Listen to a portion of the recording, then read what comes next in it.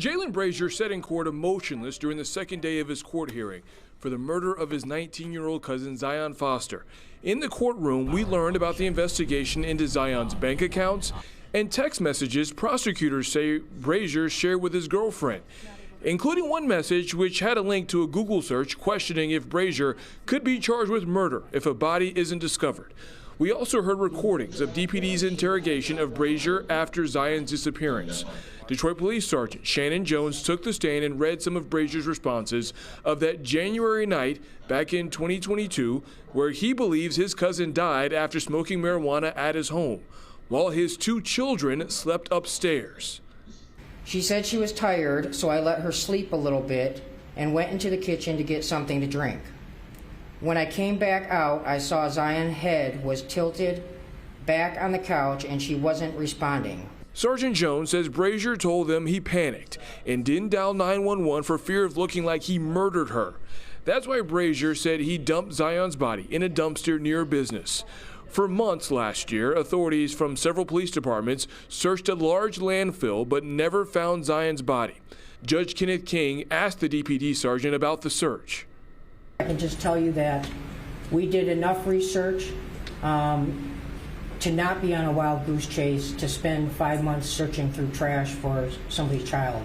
The, at times, chilling testimony Wednesday followed an emotional first day. Zion's mom, Sierra Milton, took the stand Tuesday and talked about the exhaustive search for her daughter's body. Attorneys discussed text messages they say were sent from Brazier about how the case has taken a toll on him. How can you have the audacity to do that to somebody who is related to you, somebody that you're supposed to love, somebody that's supposed to be a cousin to you? Brazier at one point lowered his head, resting it in his lap as the recording of his confession to police detectives played in court. It is the second day of his preliminary examination, the second and final day in the murder case of Zion Foster, his cousin, who he is accused of killing January 5th. This interview with detectives from East Point and the Detroit Police Department alongside Brazier's former attorney took place January 19th. Brazier had explained he and Zion had been smoking weed at his home when her breathing became faint. Oh yeah, it was weed, no marijuana. So I freaked out. I'm like, okay, well this is terrible. This looks very bad. I didn't know what to do. So I took her, I put her in my trunk, and I put her in my trunk. Okay. In my car. And I took her to Highland Park and put her inside of a trash can, and then I left. On the stand, the prosecutor then asked Detective Shannon Jones to read part of the transcript from that same interview she had with Brazier that day. Why didn't you call for an ambulance for Zion? And what's the answer? I was scared and thought it looked like I killed her. And what's the next question? How do you know if Zion was dead before you put her in the trunk? And what's the answer? She was not moving. I put my hand under her nose and she had no breath. I put my hand on her neck and she had no pulse. The judge's decision today, your reaction? I was, not too surprised, just be given the situation and I guess the media coverage of the particular case. It's a court of public opinion. I think the judge feel he made the right decision. I don't totally agree with that decision, but we respect the decision and we're just looking forward to, proving his innocence in trial.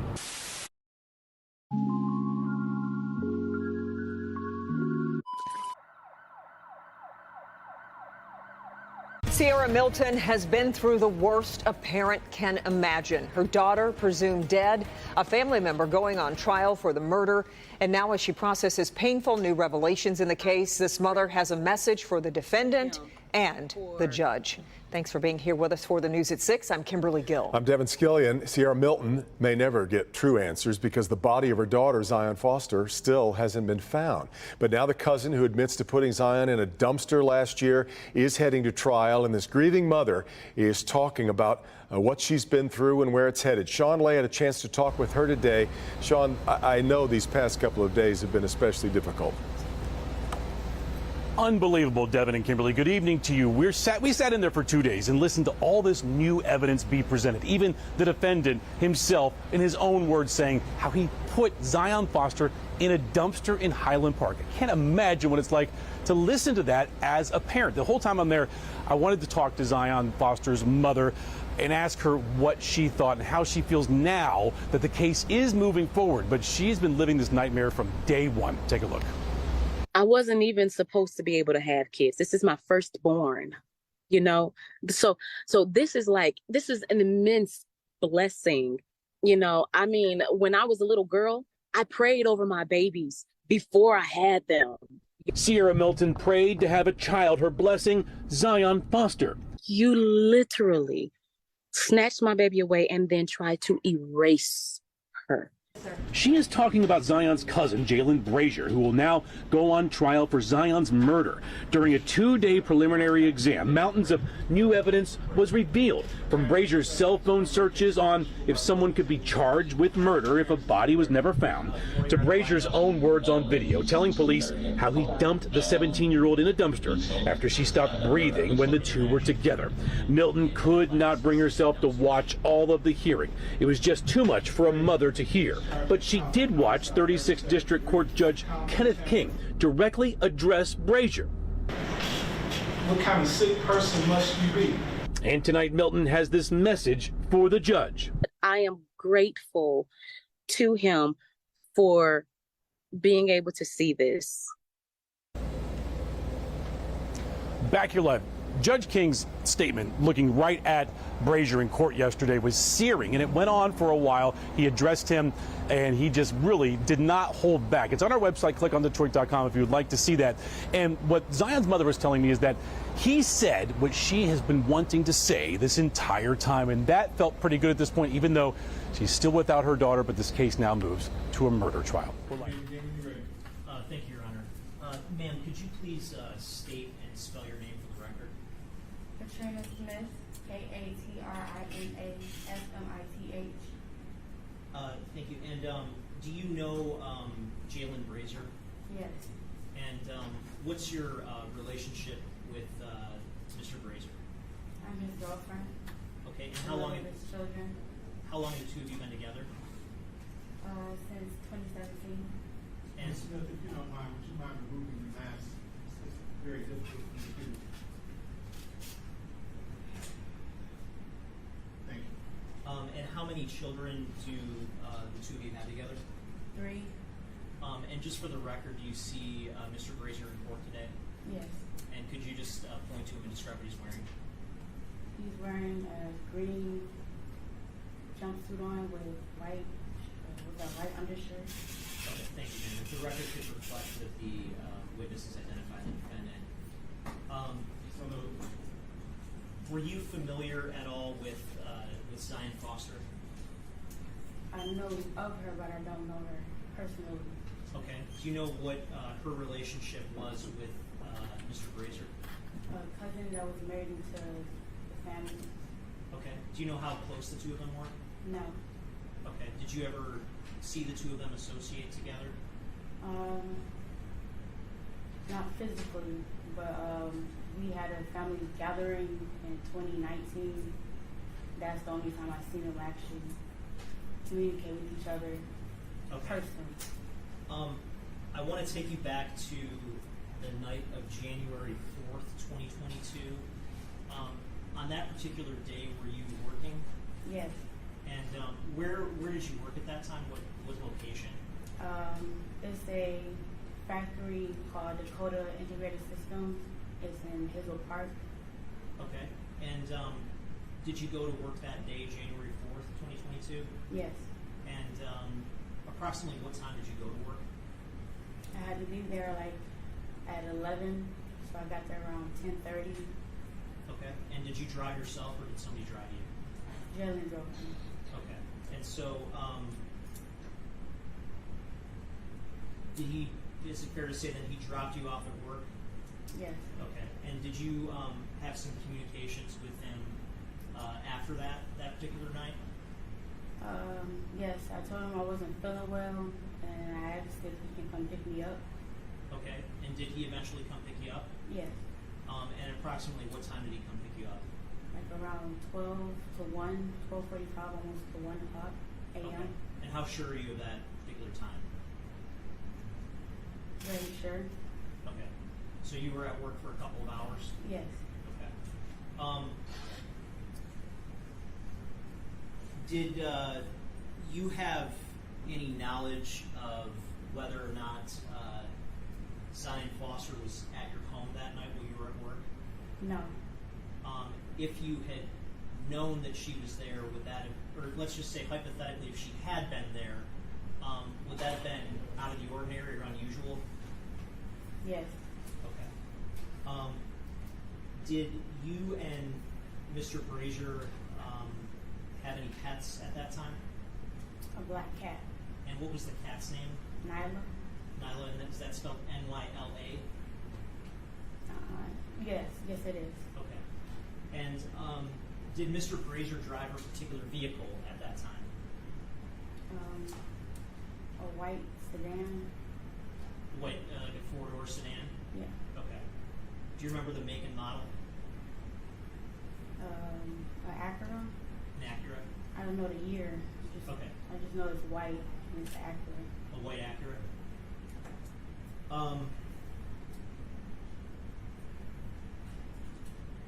At some point after this January 4th and January 5th, 2022 date, did you provide a statement to the police?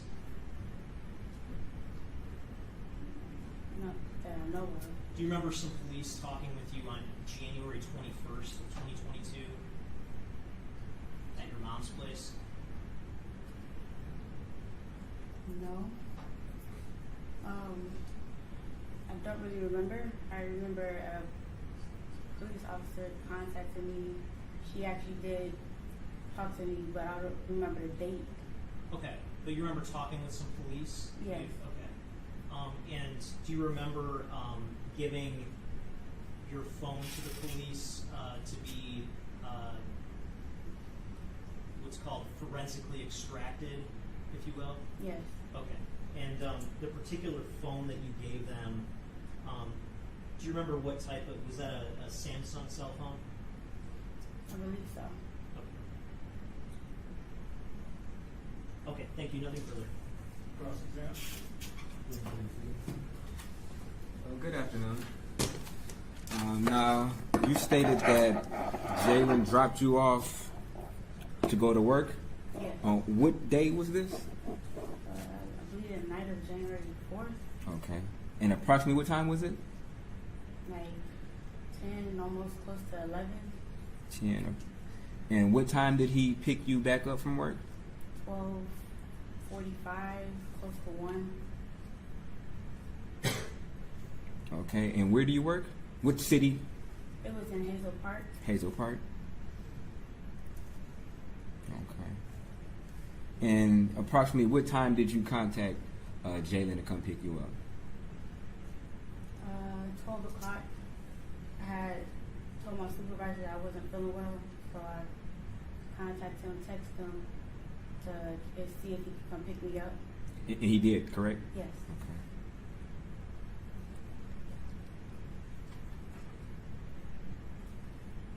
Thank you. No further questions.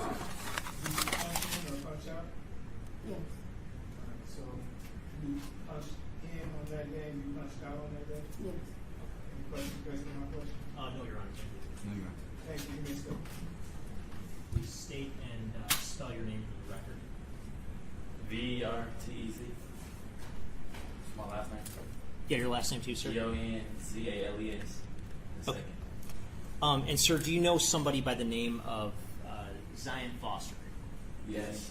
And who was Miss Foster to you? That was my girlfriend. And approximately how long had the two of you been together? Oh, almost a year, like 7 months, 8 months. Almost. Okay. And do you know somebody by the name of Jaylin Brazier? Yes. Had you ever met him personally, like in person, face to face? No. Had you ever communicated with him in any other way? Yes. How so? While I was on the phone with Zion. Okay. Were these video calls? Probably a regular call, FaceTime call. Okay. Either way. Did you have some FaceTime calls with him though? I don't remember. I think so. Okay. Do you know what Mr. Brazier's relationship was with Zion? Yes. And what was the nature of that relationship? That's her cousin. Okay. Do you know how close they were? Yeah, they're pretty close. She said that was her favorite cousin. Okay. I want to take you back to January 4th of 2022. That particular day, did you see Zion that day? No, I talked to her on the phone, but not in person. Okay.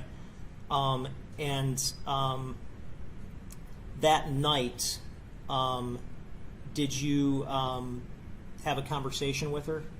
Yes. And do you remember approximately what time that conversation happened? Yeah, we've been talking all day because she was at work earlier, but we've been like on and off the phone all day. But we had a conversation later on that night also, like the whole night. Okay. At some point that night, did you have a conversation where you heard another voice in the background? Yeah. Yes. Do you remember what time that conversation was where you heard another voice in the background? Probably about 7, 8, 9, around that time. She said she was going over to his house. Yeah. Okay. I don't remember exactly what time, but it was around like nighttime. In the evening at some point? Yeah. Okay. And the other person's voice that you heard in the background, did you, is that a voice that you had heard before? Yes. And did you have familiarity with that voice? Yes.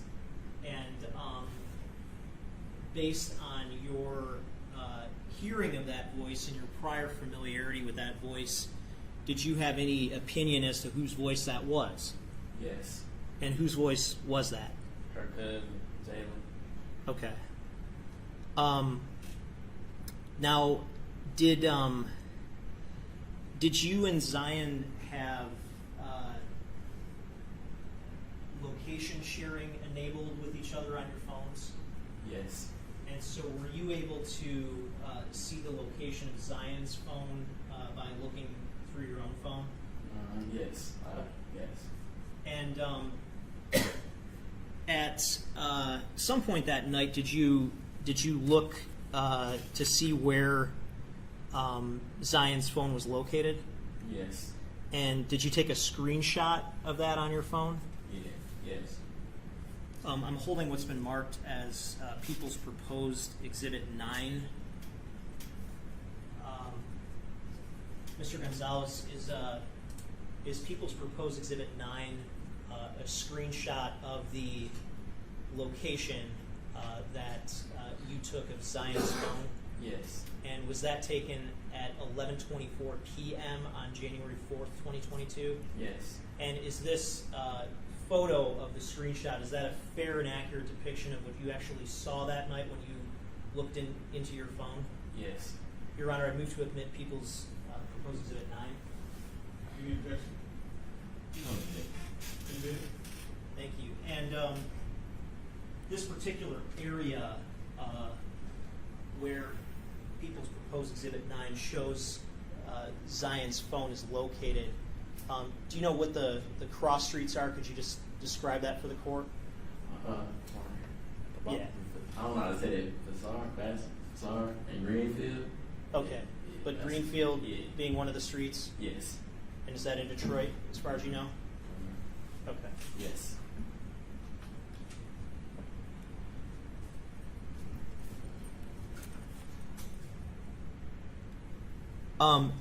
And what was, I guess, your purpose for taking the screenshot at the time that you took it at 11:24 p.m. that night? I just wanted to make sure I knew exactly where she was at.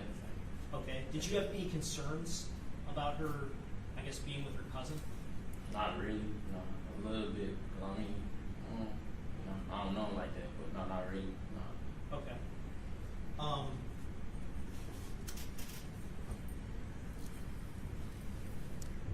At some point, did you receive a screenshot back from Zion? Yeah, her inside the living room. That's what you're talking about? Yeah. Yeah. And so, before getting that screenshot back from her, did the two of you attempt to have a FaceTime call in some way? Yeah, she tried to call me. Well, I think we was already on the phone, but she tried to call me and it didn't work.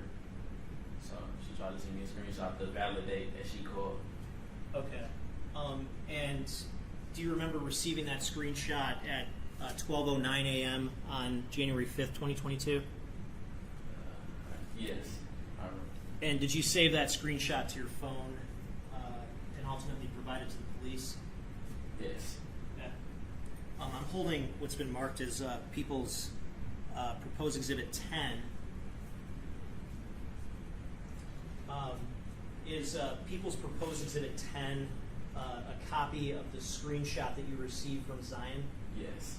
And that would have been at 12:09 a.m. on January 5th, 2022? Yes.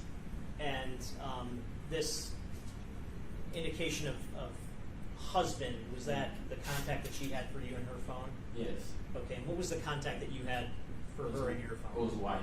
Okay. And this proposed Exhibit 10, does this fairly accurately depict what you received directly from Zion that night? Yes. You didn't make any changes or anything like that before giving it to the police? No. Okay, thank you. Your Honor, move to admit People's Proposed Exhibit 10. Any objection? No objection. Admitted. And this particular area that's depicted in the exhibit, were you familiar with that room? No, I've never been over there before. You never been there? No. Okay. Did you ever go over there after receiving the picture? No. Okay.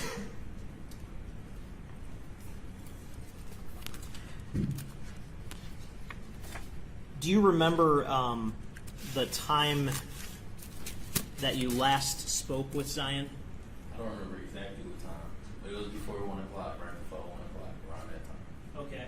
And in your conversation with her, did you notice anything out of the ordinary? Yeah, she was like talking a little weird, but I ain't paying no mind, but she was talking a little weird. When you say talking a little weird, can you elaborate? Like she sounded like tired. You know, I can't really explain, like tired, or it sounded a little weird. Like her voice was sounding.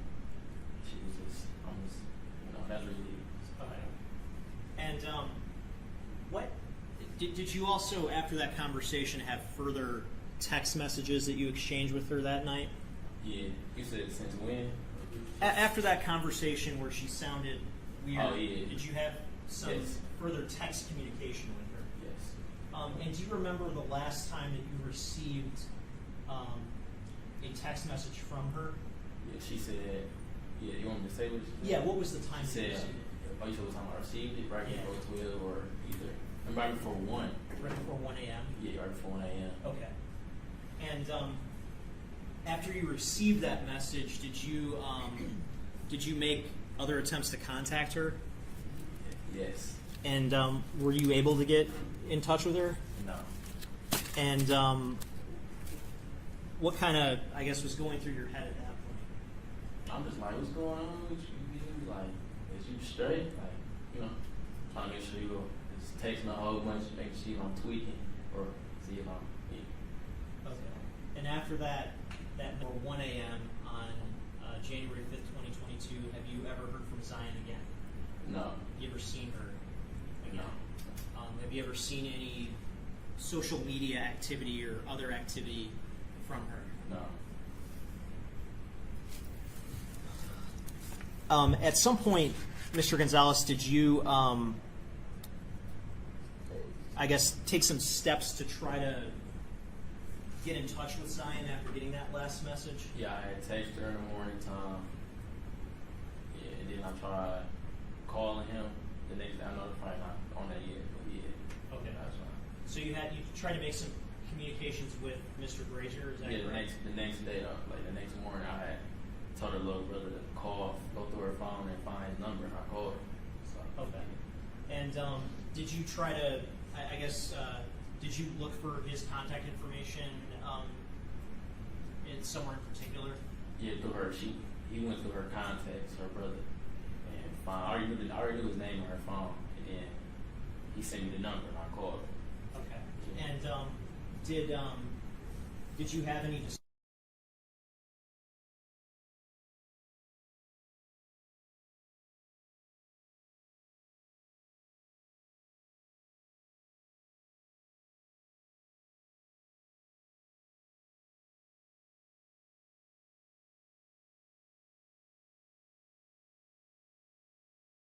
Count 1, homicide, murder, second degree. Count 2.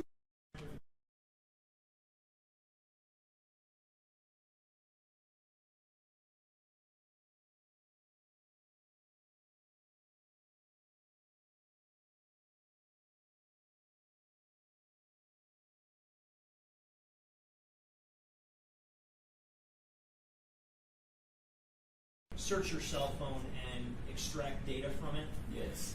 Okay. I'm holding what's been marked as People's Proposed Exhibit 11.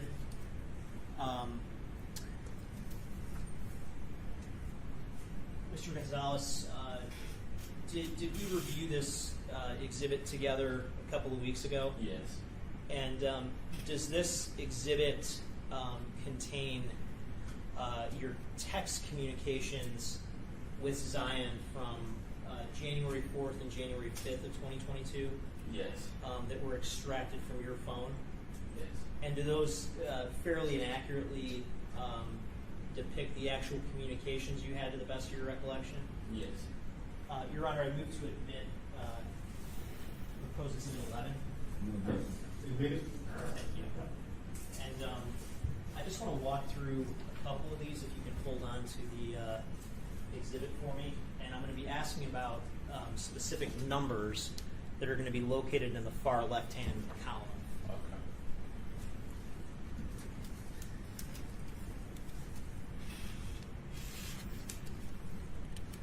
And again, the the number that you communicated with Zion through, what was her phone number at that time? 313-913-5931. And what was she again in your phone as? What was the contact? Wife or Ray Hart. Okay. And I want you to look at a message starting at number 140. If you can go a couple pages into it.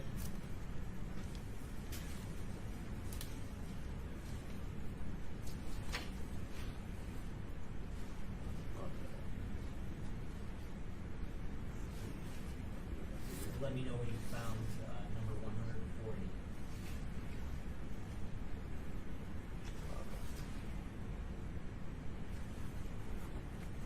I found it. Got it? Okay.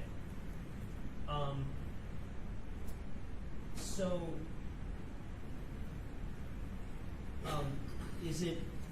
is it fair to say there's a series of messages that you sent to Zion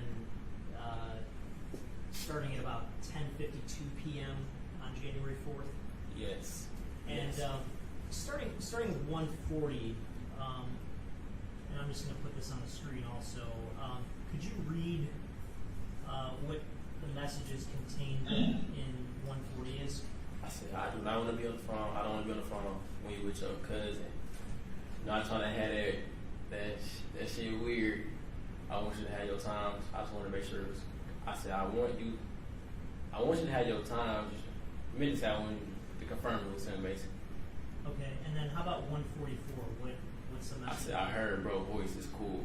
Like, confirm Okay. it. I know it's him.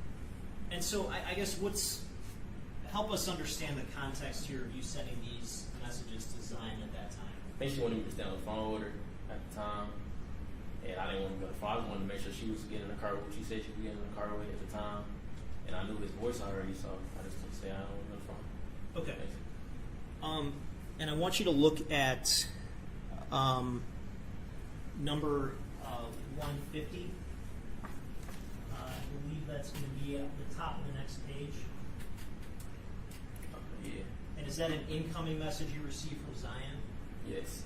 And what's the time reflected there on that message? 11:16. PM? Yeah, yes, PM. And what did Zion say to you in that message? She said here. What did you understand that to mean at that time? that she made it to her location. Okay. If you can go down to 179.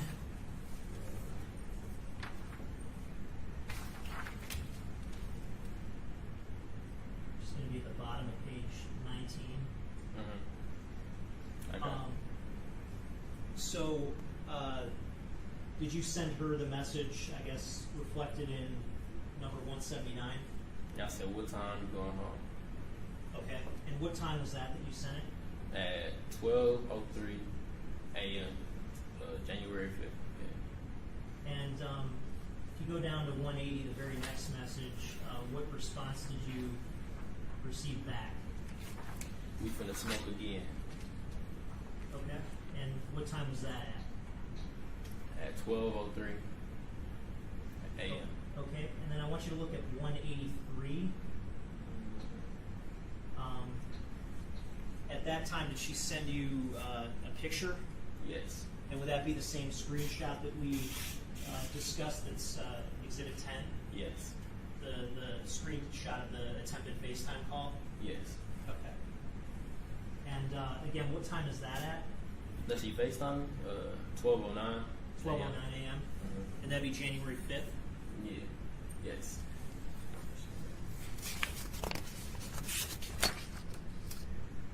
And then I want you to go down to 193.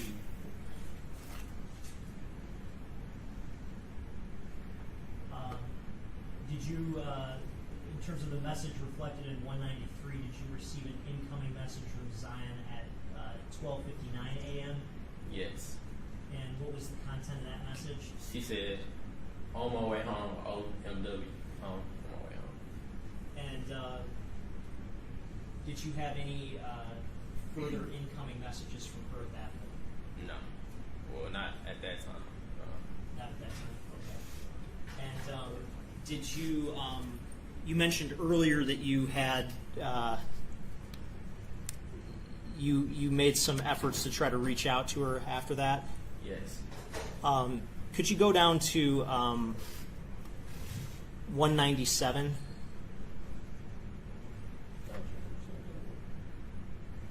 Yeah. What was the time reflected in that message? 1:21. And is that is that a message from you to Zion's phone? Yes. And what did you write to her at that time? I said, I'm pissed because you let your phone die. Why did you write that? So I thought her phone had died. What made you think that her phone died? Because when I called her, the message didn't go through. So usually when you call somebody, it'll ring if the phone was turned on. So I assumed the phone was dead. Did it go straight to voicemail? Yes. Okay. So that's at 1:21 a.m. How about, let's go down to number 235 in the messages.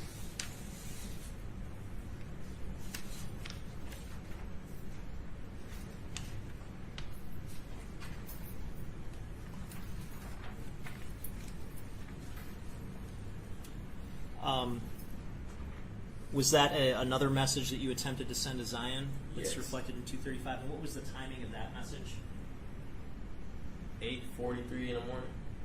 8:53. Thank you, Your Honor. Ma'am, could you please state and spell your name for the record? Shalia Howard, SHALIAHHOWARD.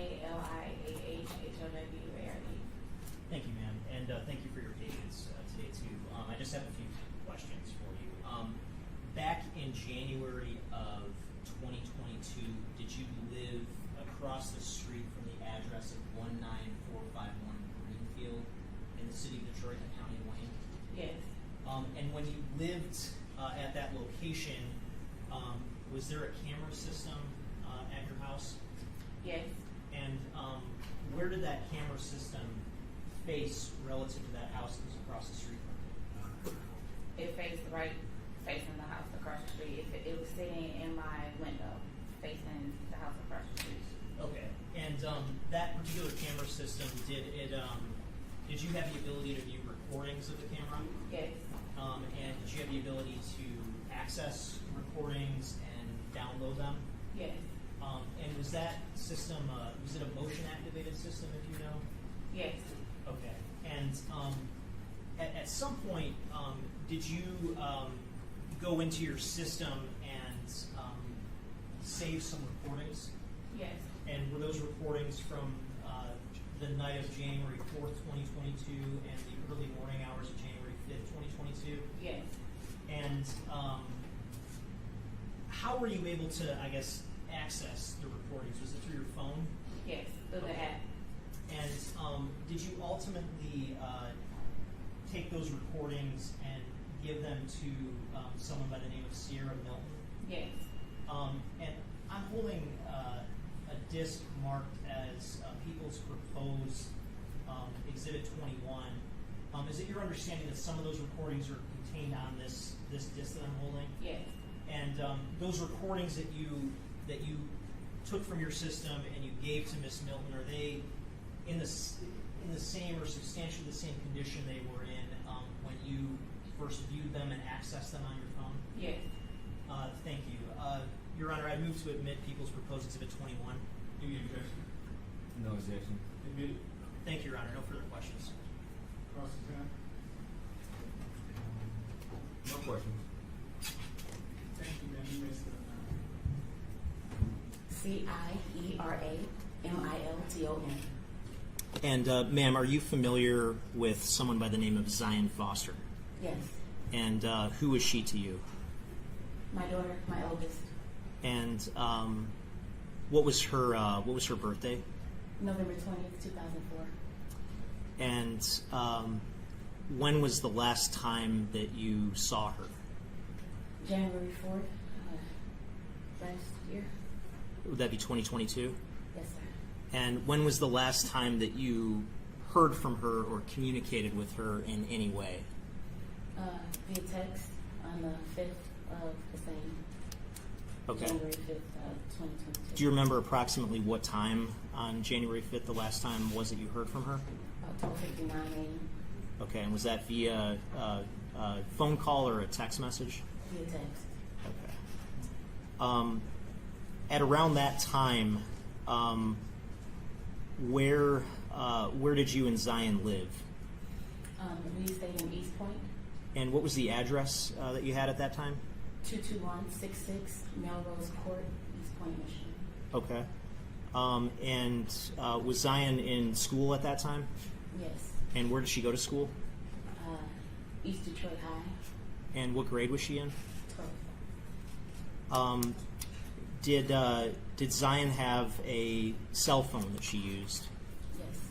And what was the number that she had at that particular time back in January of 2022? 313-913-5931. Can you speak more into the microphone for me, please? 313-913-5931. I'm holding a photograph that's marked as Proposed Exhibit 1. Ma'am, does Proposed Exhibit 1, does that fairly and accurately depict what Zion looked like at around the time you last saw her? Yes. Your Honor, I move to admit Proposed Exhibit 1. No objection. Admitted. Thank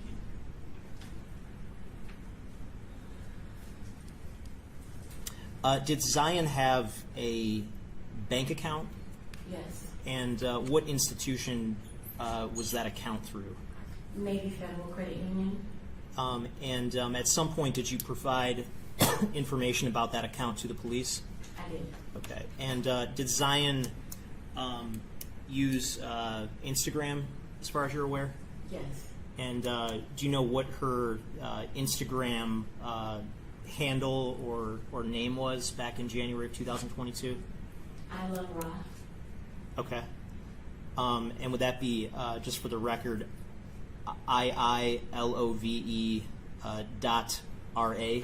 Yes. And did you provide that account information to the police? I did. At some point?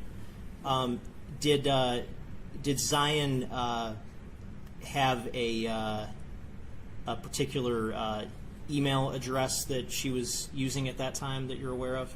Yes. And do you recall what that email address was? Rachel Zion 04@gmail.com. Okay. And do you know whether that email address was associated with Zion's Apple ID at around that time? Okay. And did you provide that information to the police too at some point? Yes.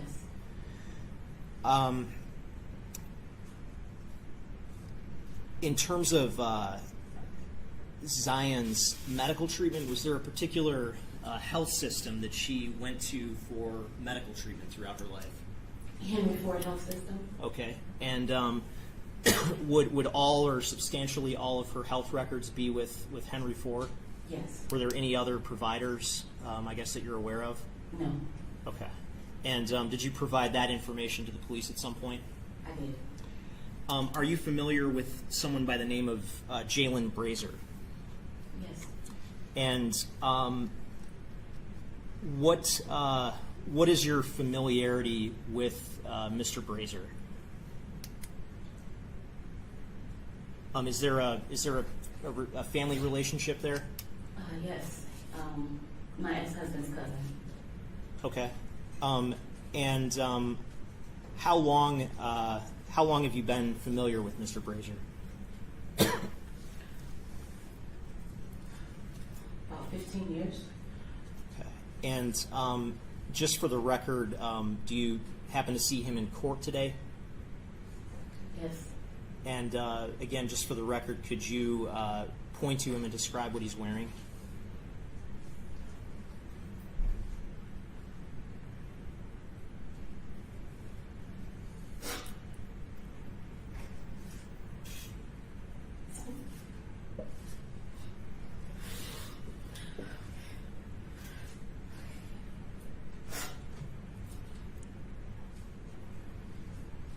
Yeah, he's wearing green.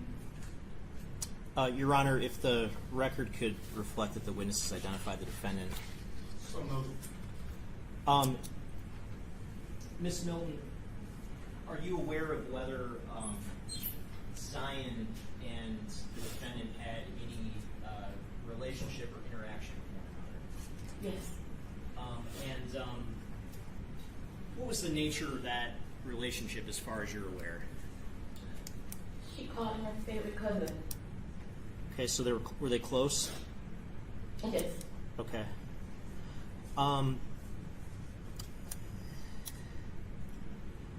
Do you have any familiarity with someone by the name of Katrina Smith?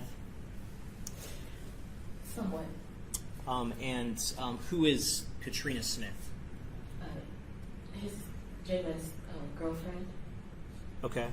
And do you know whether they have children in common together? Yes. Okay. And are you familiar with someone by the name of Vertez Gonzalez? Yes. And who is Vertez Gonzalez? Zion's boyfriend. And do you know how long the two of them were together before the last time you saw Zion? I'm not certain about the exact time. I said roughly about a year. Okay. Now, you mentioned earlier the last time you saw your daughter was January 4th, 2020, correct? Yes. Before that date, were there any other times where you went any significant period of time without seeing or hearing from your daughter? Yes. And can you, how many times, I guess, did that happen? Twice. Okay. Let's talk about the first time. When roughly did the first time happen?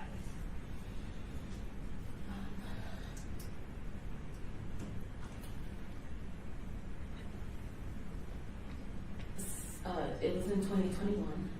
Okay. And during that time, approximately how long did I guess you not have contact with your daughter? Roughly about 2 months. Okay. And do you know where she was ultimately staying at that time? Yes. And who is she staying with? Alima. Okay. A friend. That's a friend of hers? Okay. And during that, you said it was 2 months? Mm-hmm. Okay, during that time, were you in any kind of communication with Zion? Yes. Okay, so you is it fair to say you had an understanding she was still around, still in the area. Yes. And what precipitated that issue? Did you two have a falling out of some sort? Yes. We did. Okay. And how about the second time? When approximately did that happen? It happened a little bit later in the same year. Okay. And during that second time, approximately how long was Zion away from you? About 2 weeks. Okay. And during that 2-week period, did you have any contact with her? Yes. Okay. And did you have any idea where she was staying, I guess, during that time? Yes. And during that time, where, I guess, was she staying, if you know? Her grandmother's house. Okay. After, other than those 2 periods of time before Zion disappeared, was there any period of time where you just had no contact with her whatsoever? No.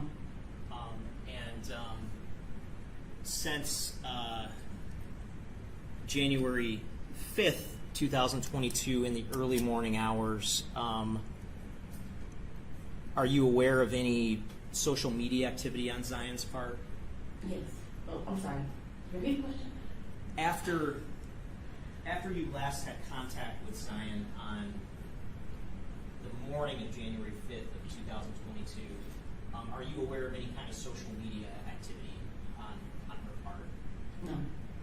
Have you heard from her in any way since then?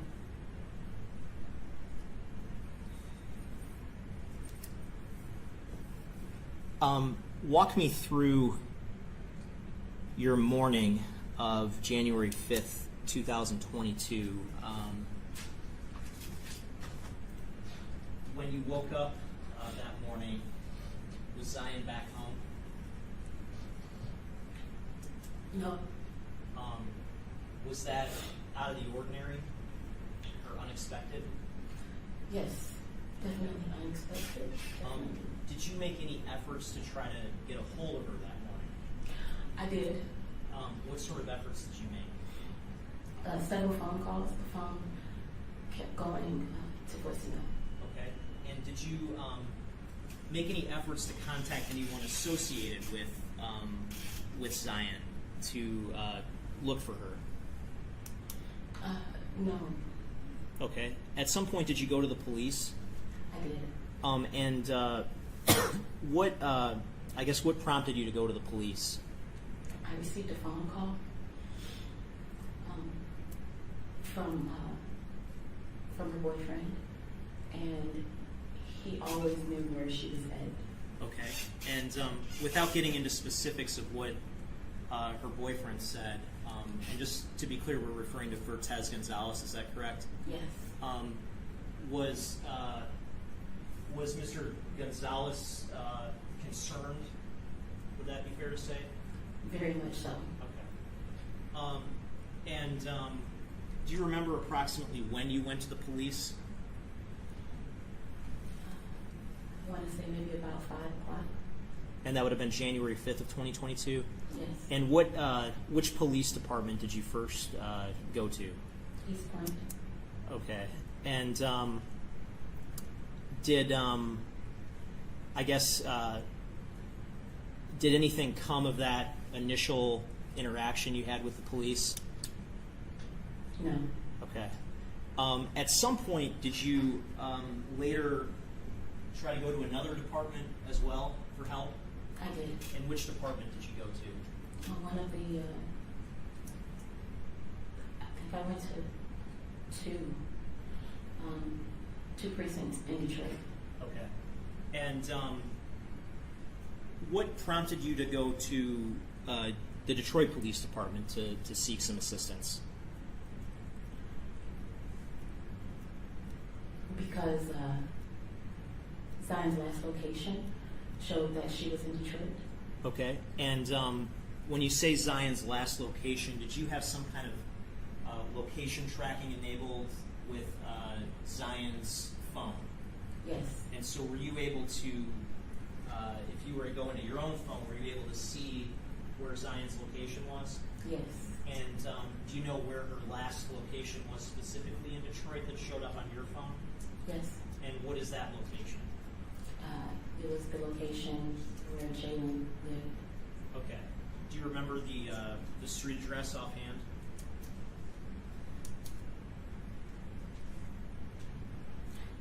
No. Okay. So you went to the Detroit Police Department. Do you remember what day you went there?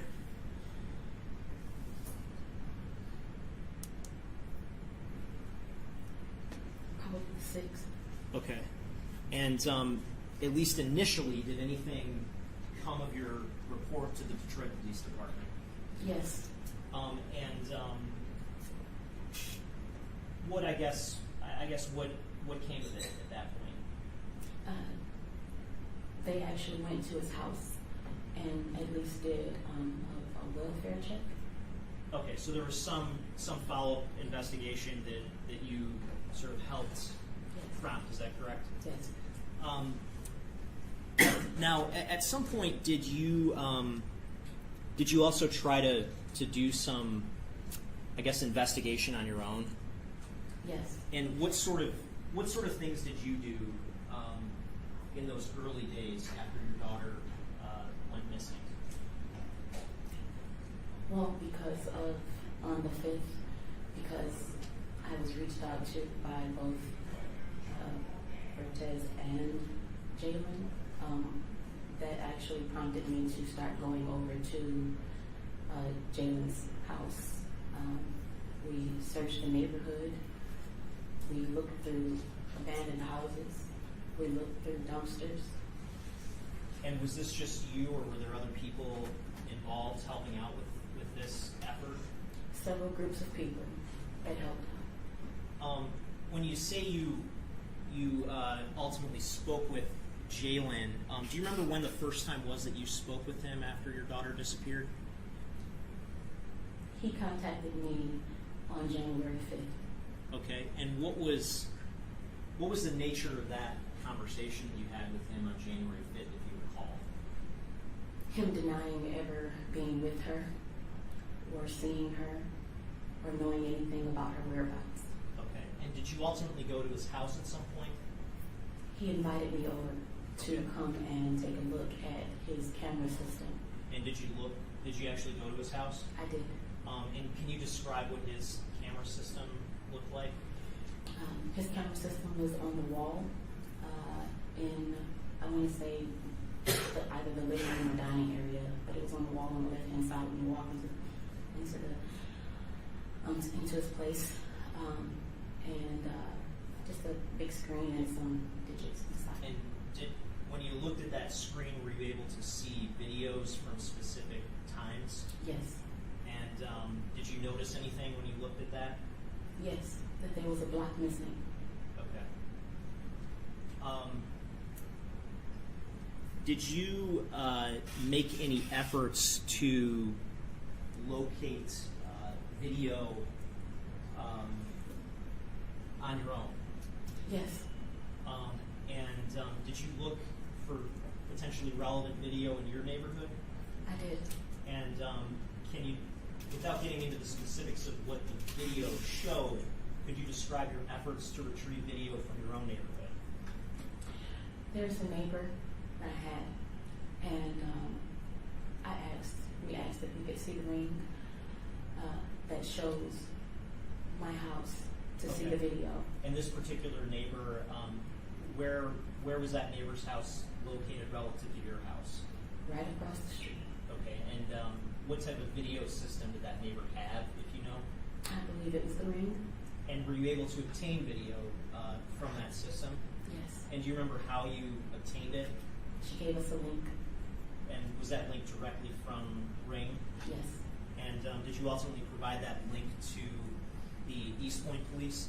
I did. Okay. Did you make any efforts to look for video in the defendant's neighborhood? Yes. And again, without getting into specifics of what these videos may or may not have shown, can you describe how you obtained video from that neighborhood?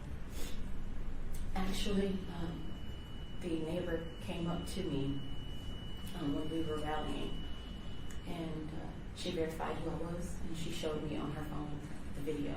Okay, and when you say when you were rallying, can you describe what you mean by that? We were meeting with news reporters and trying to bring awareness to the fact that Zion was missing. And where did this rally occur? In the front of Jaylin's house. Okay, do you remember the date of that rally? Unfortunately, no. Okay, but at any rate, a homeowner provided you with some video at that rally?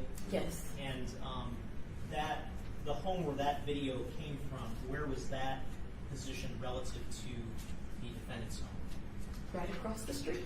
Okay, and you were able to view video, and did you obtain?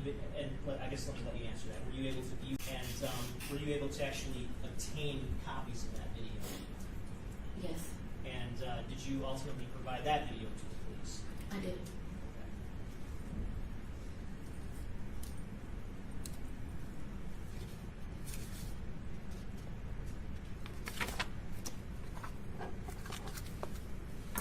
In the days after your daughter disappeared, did you have communications with the defendant via text message? Yes. And did you take screenshots of some of those communications? I did. And did you provide those screenshots to the police? Yes. I'm holding what's been marked as People's Exhibits 2 through 10. Your Honor, may I approach? Taking a look at just Exhibit 2 first, is that a screenshot of the contact information that you had for the defendant in your phone? Yes. And does that accurately reflect the number at which you communicated him with? Yes. Your Honor, I move to admit proposed Exhibit 2. Any objection?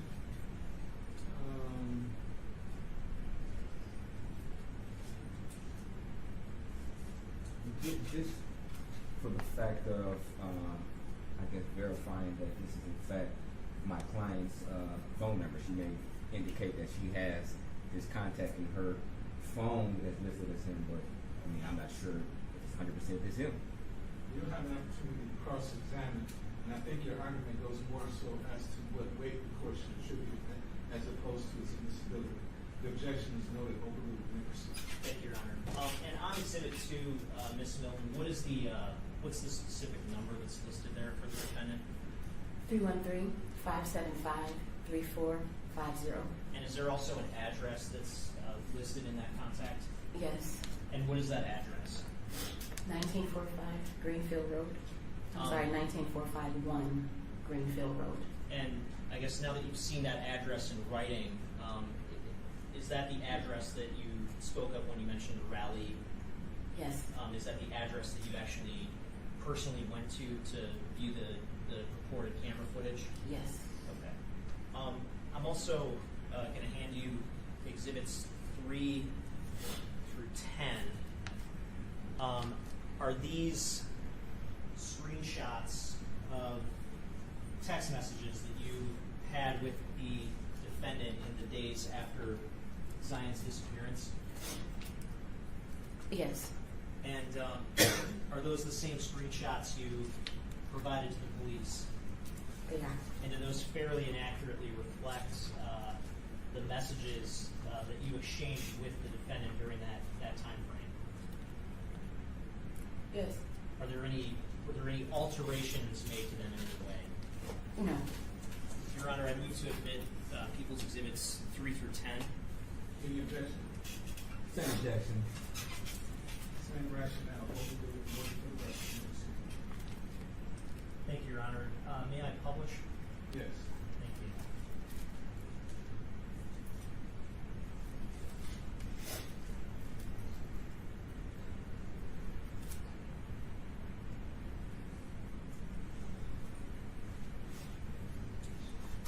Ms. Milton, sorry, let me mute myself here.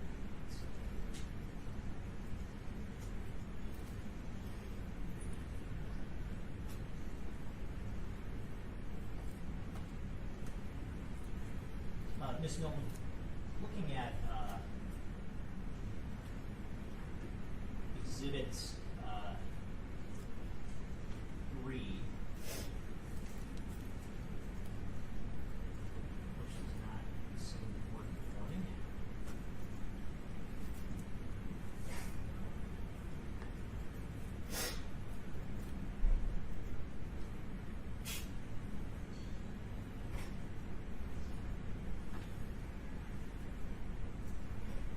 Looking at these messages, just briefly, you see how there's 2 different colors of messages? Yes. Who are the gray colored messages attributed to? Jaylin. And who are the green colored messages attributed to? Me. And what's the very first message that is sent by the defendant to? Could you read that for the record, please? You said read the first? Yes, please. Hey, I'm talking to my girl about Zion, and we were wondering how often did Zion say she was with me, because crying face, that's wild. This is just Jaylin, by the way. Okay. And we go to exhibit 4.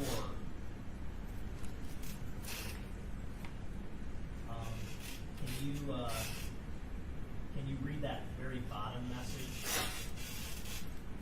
This the address her boyfriend said she was at last they spoke, and it like down the way from my place. So I'm thinking she was with someone in the area and said she was with me because off location on iPhone it would be believable. And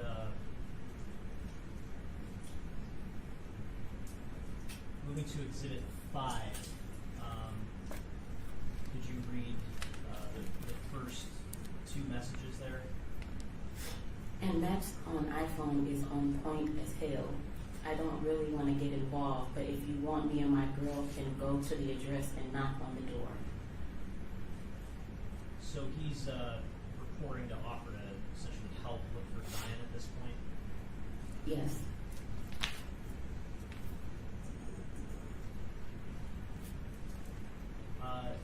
And looking at exhibit 6, can you read the messages attributed to the defendant on exhibit 6? I'm sorry, say it again. Can you read the messages attributed to the defendant on exhibit 6? Okay, no problem. Can you send me a picture and I'll call you when we're at the address? Do you know what she had on last night? He then asked any updates.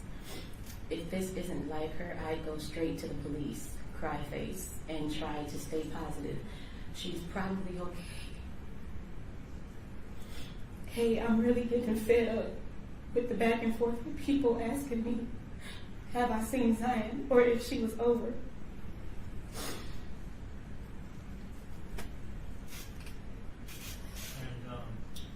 And could you look at exhibit 7 and read the top message to the extent that it's visible? Mm-hmm. On the other part, do you want me to read that last part that was on exhibit 6? Yes, yeah. I'm telling you respectfully, as my auntie, that you at any point can come over. We have cameras too, so that you can see with your own eyes that this girl was not over here.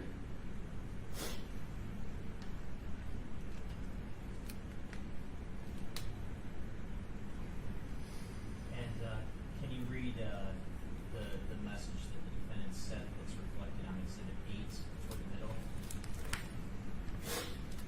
I completely understand, auntie just got me and my girl stressed, and she's pregnant. We got too much going on for this, but I'm still all hands on deck if need be to help you. Love you, good night.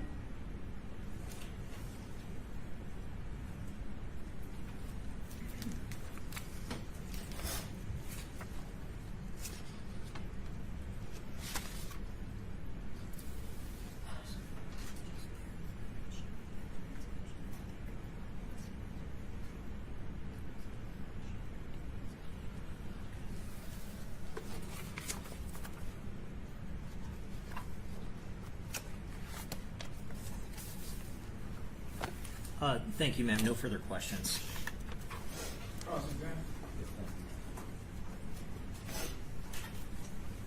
Good afternoon. Now, you stated that there's been a couple periods of time in the past where Zion has been missing from your house for an extended period of time, correct? Correct? Yes. Okay.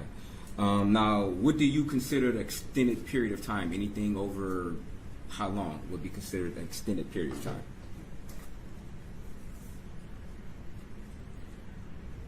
A week. A week? Okay. So it's without your knowledge, correct? No.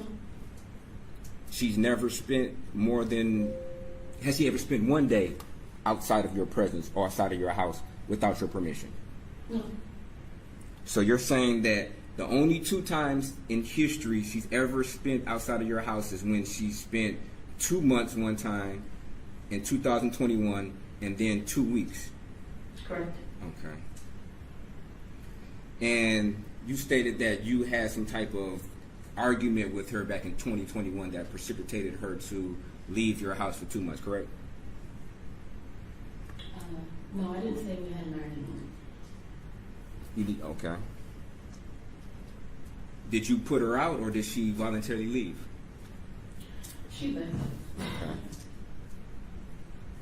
Was it something that was between you and her that made her leave your house? Okay. Yeah.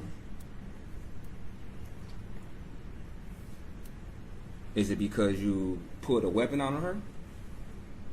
No. You never put a weapon on her? No. You do understand you're under oath, correct? Yes. Okay. Now, during this 2 months, you stated that you were in communication with her? Yes. How often did you communicate with her? At minimum, I would say maybe once a week at minimum. Once a week? Okay. So during this 2 months, you communicate with her maybe approximately 8 times? At minimum. At minimum? How about maximum?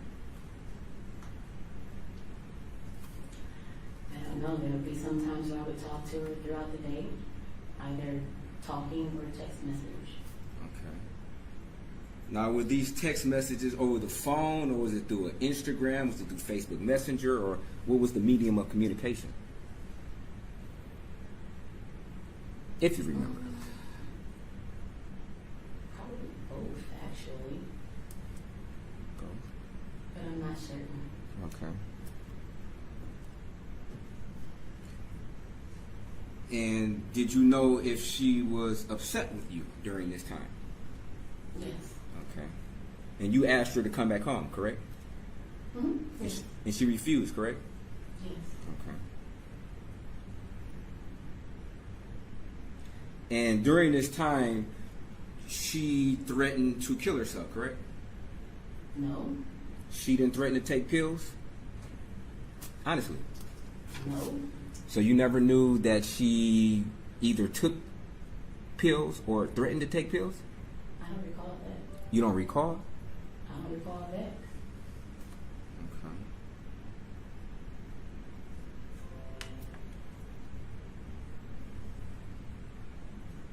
Okay. Do you recall if she threatened to harm herself in any other fashion? No. Okay. As far as you know, what type of substances did she take or have taken in her past? Weed. Weed? Did you and her have a close relationship when you guys talked about what she was doing? Yes. Okay. How old was she when she left your house for this 2 months? 16. 16. Mm-hmm. So she was still a minor, correct? Yes. Okay. And how did you eventually get her back to come to your house? She called me and said, "Can you come pick me up?" Yes, of course. course, okay. Did she sound distraught? Did she sound... No. Okay. Had you known other males besides her boyfriend to come over to your house to either pick her up or hang out with her at your house, if you know? I'm sorry, say it again? Do you recall any other males besides her boyfriend either picking her up from your house or coming and hanging out with her at your house? Either or. Yes. Okay. And this made you upset, right? Because you knew she had a boyfriend at the time, correct?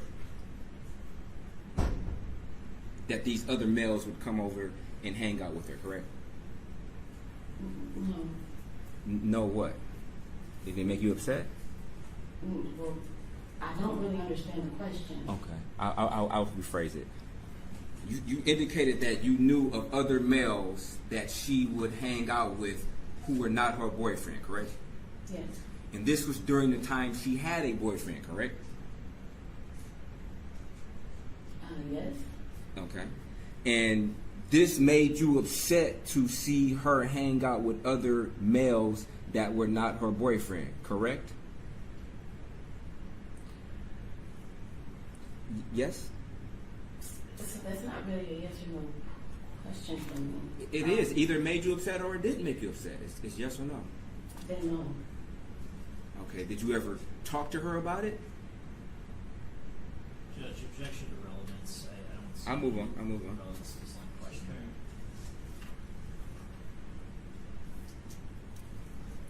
Do you know at any time that she spent the night over other males' house? If you know. No. Okay. Has she spent the night over other people's house that you may not have known of during her time at your house? Judge, objection calls for speculation. You said, listen to your question you asked. No, I said, has she spent the night at other people's house while she was living at her house? She would know that. That wasn't your question. Your question was, she wouldn't know. She wouldn't know. How could she know to answer that question? I said, if you would know. I said, if she would know. Why don't you try it again? Okay. If you remember, had she spent the night over other people's house while she was living under your roof? Yes. Okay. And how often was this?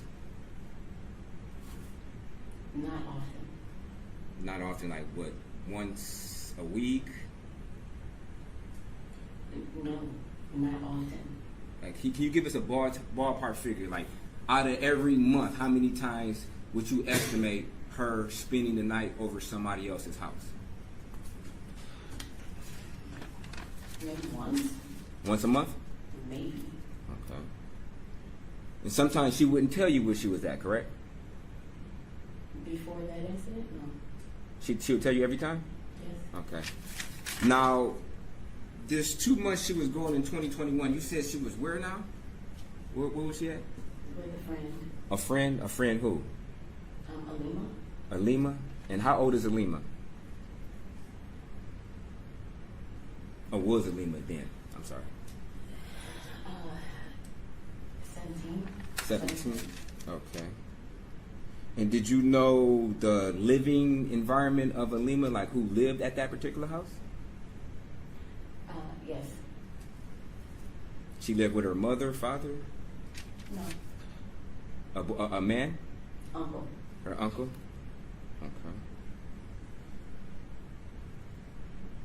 Okay. Did she ever confide in you that she was being molested by a family member?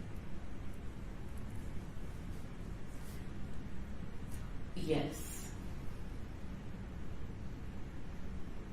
And when did she tell you this? During that time.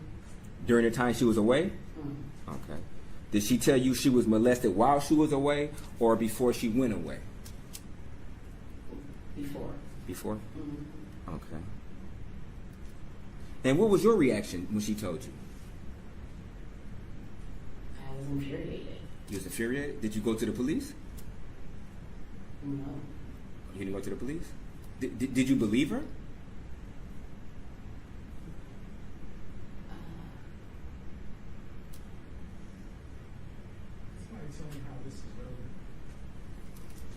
Your Honor, it may be relevant as far as to.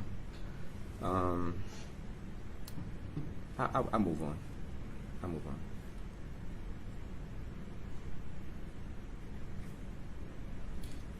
Now, what was her coping mechanism, as far as you know, to her, I guess, dealing with this molestation? Judge, objection. I think it's the same issue we're dealing with. And it might have showed that she was taking certain substances to deal with this particular. We already addressed that. She said the only substance she's aware of. Substances to deal with this particular. We already addressed that. She said the only substance she's aware of that her taking was marijuana or weed. Okay. I'm sustaining objection. Thank you.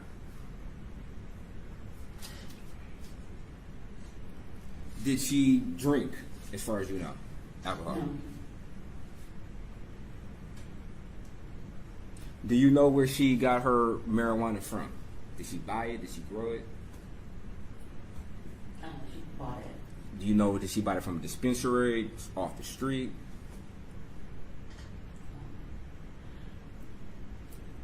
That I don't know. I was never really familiar with those. Okay. So you can't say definitively if she, let me back up. Have you ever seen her smoke weed? Yes. Okay. Have you ever examined the weed? No. Okay, so you can't definitively say if any other illicit substances were mixed inside of this marijuana, correct? You wouldn't know, correct? No, I wouldn't know. Okay. And you never asked her if she herself knew if any other substances were in this weed, correct? You never asked her that, right? Of course I did. You did? Yes.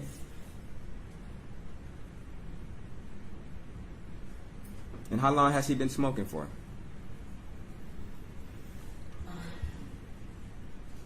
I don't know. You don't know?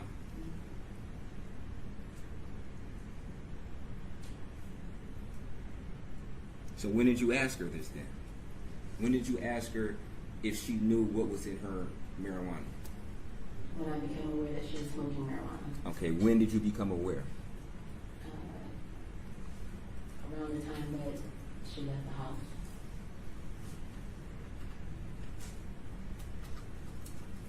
Did she leave the house because of what she told you about the possible issue with the family member? I'm sorry, say it again? Did she leave the house because, as far as you know, because she felt upset about somebody touching her? No. Okay, do you know why she left? Yes. Could you explain why she left? Because I told her I was going to send her with her father. And why would you tell her that? Because she had gotten a tattoo I didn't know about. A tattoo? Okay. Is that the only thing? No. She had taken some pictures of herself that I didn't agree with. Okay. Do you know if she sent these pictures to anybody?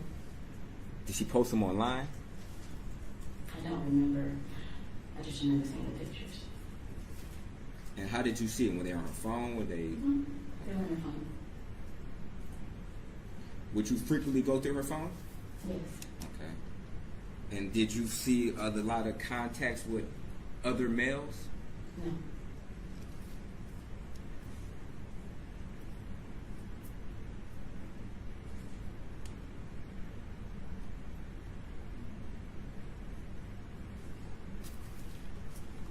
Now,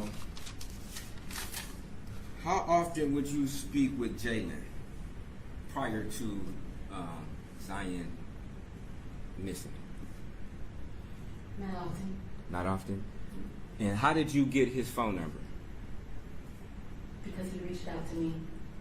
He reached out. Did he call you? Did he text you? I believe initially it was a text. It was a text. The one in Okay. Did Did you ever speak to him on the phone, or was it just through text? When? During this incident where you were trying to locate Zion? Both. Both? Mm-hmm.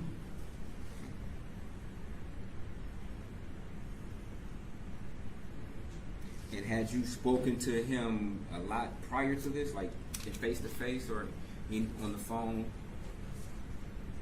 Prior to this, no. Yes. So this was the first time you actually spoke to Zion? I mean to Jaylin? No. Okay. Now, you indicated that, to your knowledge, Jaylin was Zion's favorite cousin, correct? Mm-hmm. Okay. Yeah. On that side of the family. Okay. And as far as you know, there was no problems between the two of them, correct? Correct. Okay. Do you know if she confided in Jaylin? If you know. I don't know.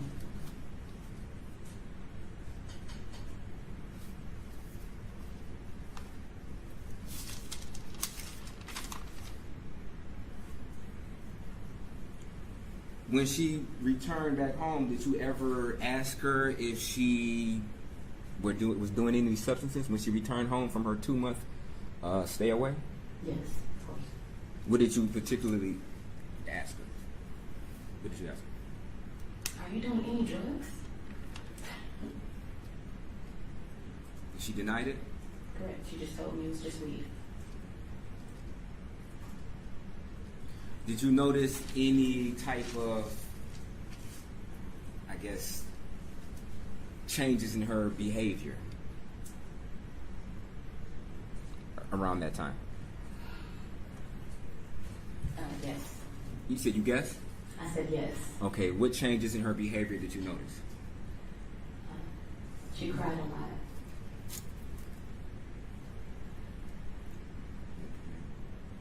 Anything else? That was it. Okay. Did she seem, from your observation, to smoke more during that time frame? No. Would she smoke in the house, or would she go away to smoke?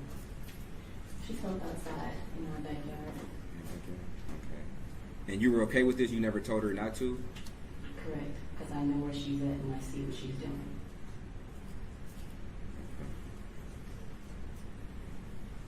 But you indicated you never actually looked at the weed, smelled it, and looked at it, correct? I saw it, but I don't know anything about weed to be able to tell you anything, really, you know. Okay.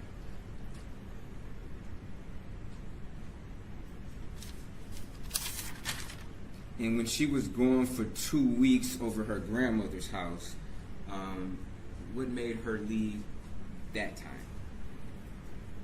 She wanted things to be a certain type of way in the house, and because it wouldn't go that way, she took the bags that we had just brought in and she went back out. Okay, and when was this? Like time frame wise? I'm sorry, I don't know specifically the time. A year, month? I'm sorry? No, year it was? Oh, it was the same year, about 2020. Okay. Yeah. How much time had passed from her coming back home from being away from 2 months to the point where she left for the 2 weeks?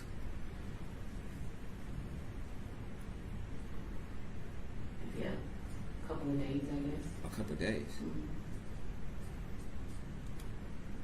Okay. And as far as you know, what way did she want at the house that wasn't going to be, I guess, obliged for her? I'm sorry, but it's difficult to hear you say it. What way did she want the house to be that you were not going to, I guess, have? She wanted to have certain freedoms that a child just, like, no, you're not allowed to be able to just go anytime and, do different things. So she wanted to, like, go and come as she pleased? Yeah, and, to smoke weed. And I didn't want her to smoke weed. But I thought you just indicated that you were okay with it because you saw her doing it. I did. I said, so you allowed her to smoke weed, correct? Yes. Okay, towards so the end, because that way I can see what she's doing and where she's at. towards the end, okay? Mm-hmm. So when did you, in your mind, start allowing her to smoke weed?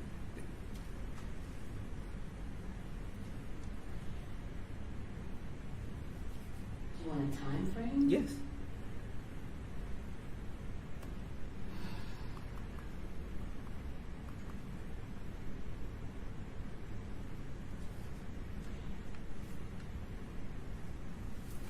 Probably towards, I guess, the end of 2021, somewhere around in there.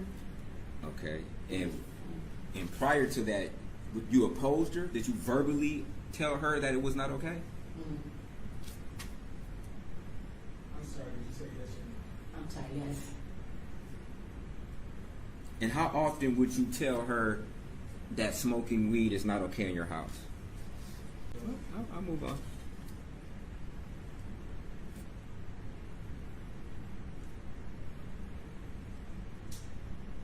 So other than, I guess, how often would she try to leave your house and come and go as she pleased?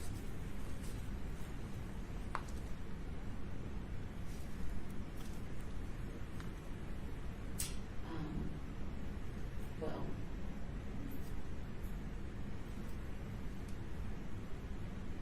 can you rephrase the question? How often would she try to leave your house and come and go as she pleased without your permission? No, that wasn't a thing. That didn't really happen until she left during that time. Okay.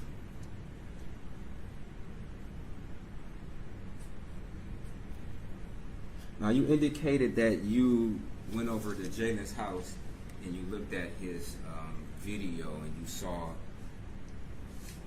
a block that was missing. How do you, can you describe this block missing? Was it a black line, a white line? No.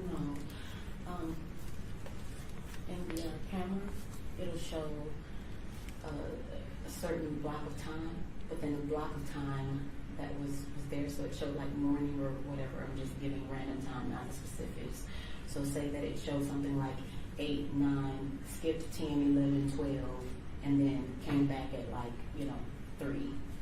Okay, and as far as you know, was this a motion activated camera where it would record based upon motion activity?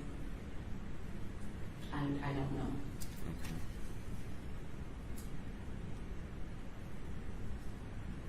Did you take any pictures of this with your phone?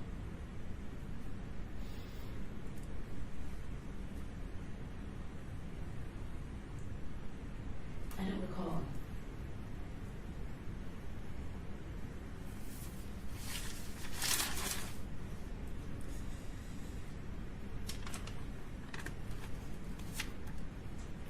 Have you ever taken Zion to a psychiatrist?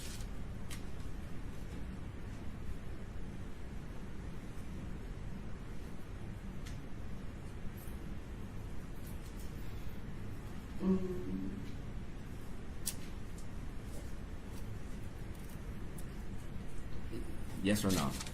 I don't remember. You don't remember if you took your daughter to a psychiatrist or not? I'm sorry, but my family has been going through a lot, so we've been seeing a lot of therapy, so I don't remember. When you say y'all, was she included in this therapy? No, it's because she's gone. Okay. Do you specifically remember if you took your daughter? How many daughters do you have?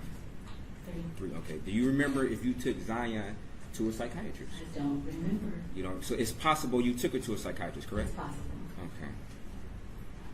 And do you know what, I guess, issues that she would have been having that you might have took her to a psychiatrist for?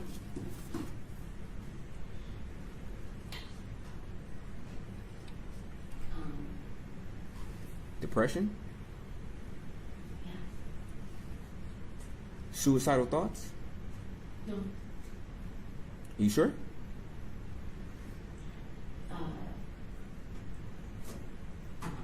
So.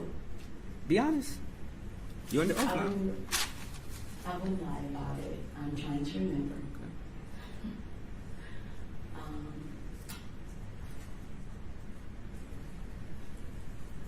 So yes, she went to therapy for depression, but you're not allowed to be in the room, so I don't know what was talked about. Okay. And do you know, and she was prescribed some medication from her provider, correct? Yes. Thank you. And do you know what medicine it was that she was provided?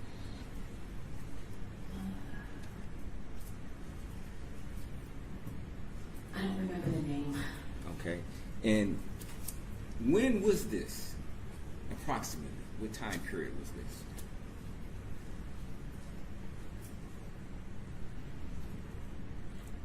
Sorry, I don't remember time period. Okay, just give us a ballpark figure. Was she 9 years old? Was it a couple months before she disappeared? Give us a time frame. Yeah, a few months before. I would say it was around in that time span. Okay, that's okay. And do you know how many different medications she was prescribed?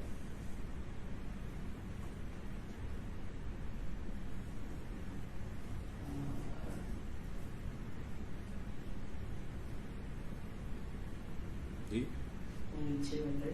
2 or 3. Mm-hmm. Okay. And you don't know if she was abusing these medications, correct? Using over the required dosage. No. Okay, so because you wouldn't supervise her when she took these medications, correct? No. You wouldn't administer them to her, correct? Correct. Okay. And you don't know if she was taking this medication while she was smoking marijuana. Was she? As far as you know? I didn't say what it is that she took. I'm sorry, I can't hear you. I don't know how to say what it is that she took because it's vitamins. I'm sorry. Am I able to say what it is that she took? She took like exact vitamins and stuff for psoriasis. Like it doesn't have anything to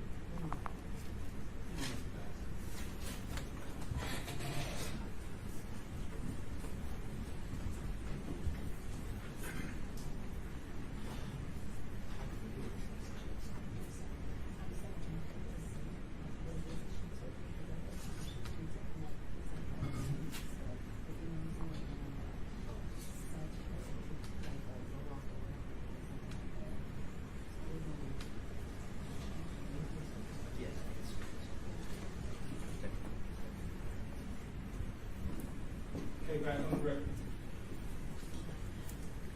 So the medications that I remember that was prescribed were like a vitamin D, something for like a skin thing, and the antidepressant.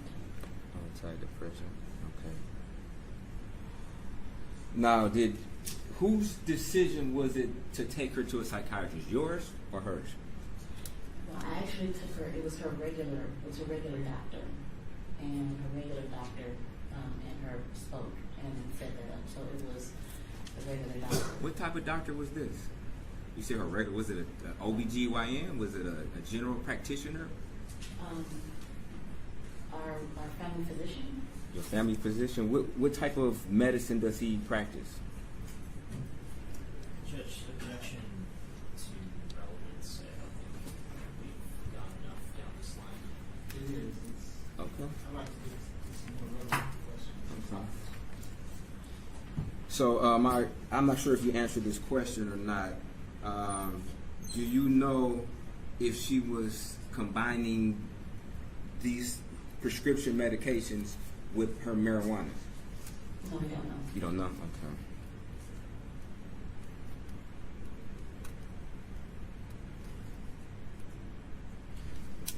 Did she ever complain to you about any side effects, or were you aware of any side effects that she may have been experiencing from this medication? I remember her complaining about it, yes. Okay, what type of side effects do you remember her complaining about? She said it just didn't make her feel good. Just didn't make her feel good? Okay. Like lightheaded, passing out, throwing up? No, it just didn't make her feel good. Okay.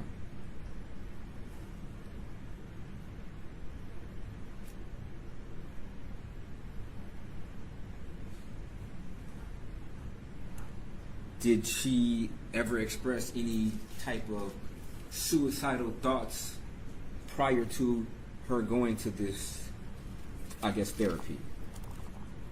Objection, asked and answered. Your Honor, and I'll take it. thank you. No.